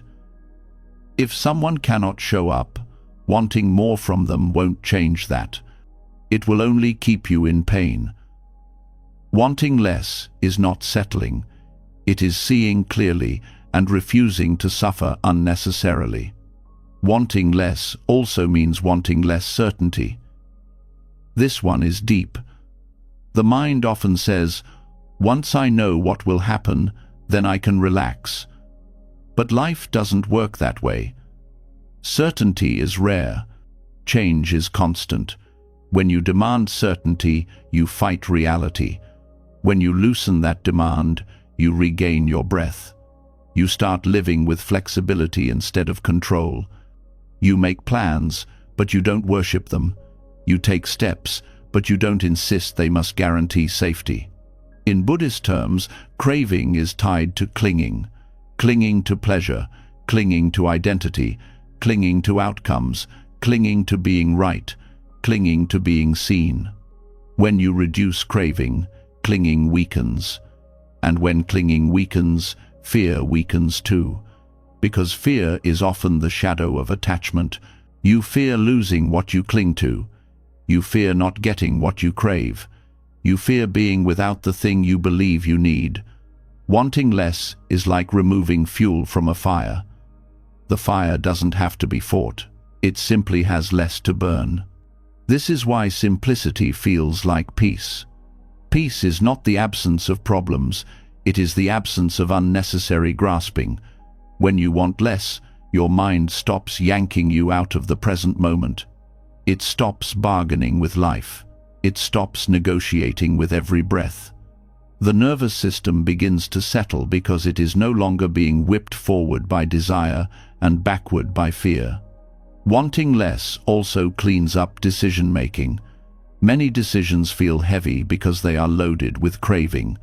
You want the perfect choice, the choice that guarantees happiness, the choice that avoids regret. But life doesn't offer that. There is no path without loss. When you want less, you stop demanding perfection from your choices. You choose based on values, timing, and reality. Then you let go. This is lighter. This is sane. This shift also changes how you handle discomfort. Craving often makes discomfort feel unacceptable. It says, "This shouldn't be happening." But the fight is gone. And when the fight is gone, you have more energy to respond wisely. A surprising thing happens when you reduce craving. You start noticing how much you already have, not as a forced gratitude exercise, but as a natural perception. The mind becomes less hungry, so it can finally taste what is present. A quiet morning, a stable breath, a simple meal, a conversation that is honest. These things were always there, but craving made them feel too small to matter. This is why reality reorganizes without effort. Your life might look the same from the outside. Same job, same house, same city, same routine.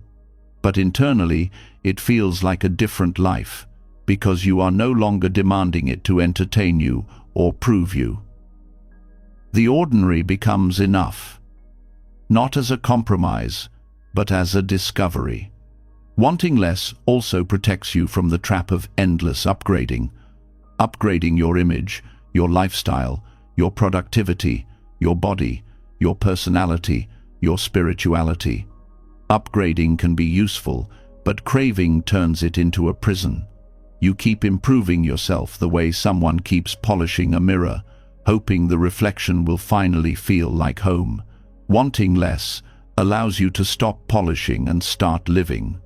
This is where simplicity becomes radical, because the world around you is built to intensify craving.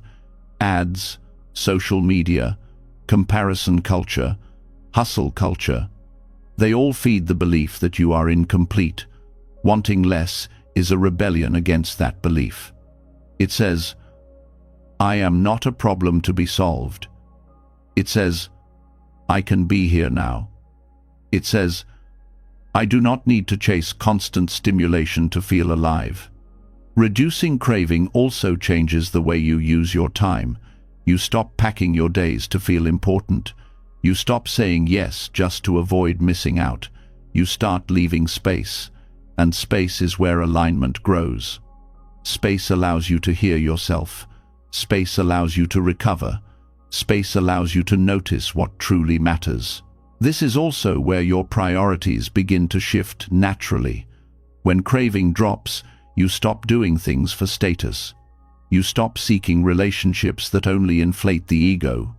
You stop chasing experiences just to post them or talk about them. You begin to choose what is quiet, steady, and real. And because you choose better, life becomes more aligned without you forcing it.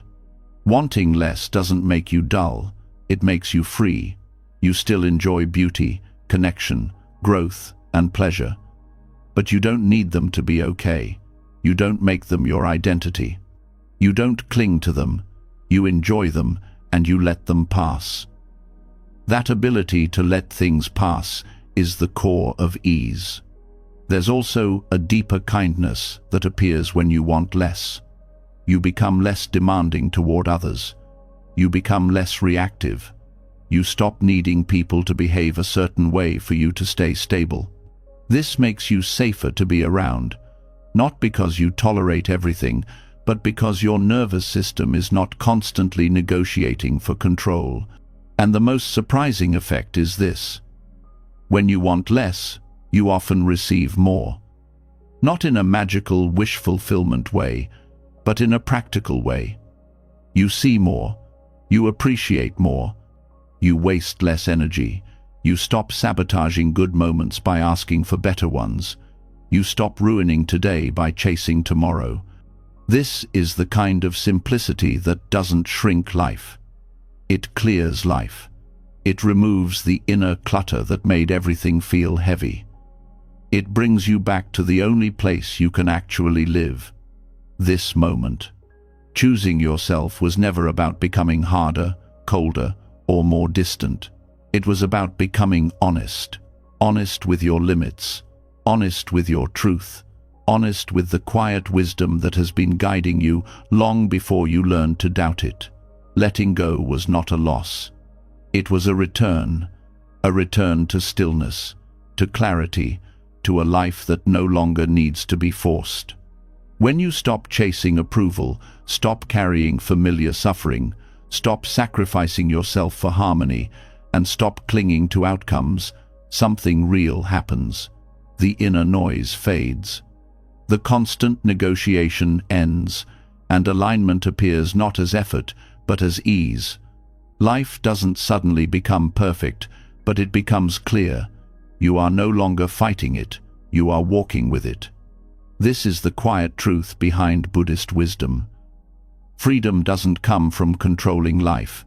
It comes from releasing what was never yours to hold, from trusting change, from listening to your inner knowing once and acting without apology. When you choose yourself in this way, life doesn't resist you anymore. It aligns. If something in this spoke to you, don't rush past it. Leave a comment and write, "I choose alignment." Let it be a small but real commitment to yourself. And if you want more reflections like this, calm, grounded, and honest, subscribe to the channel and stay with us. We're not here to escape life. We're here to live it clearly.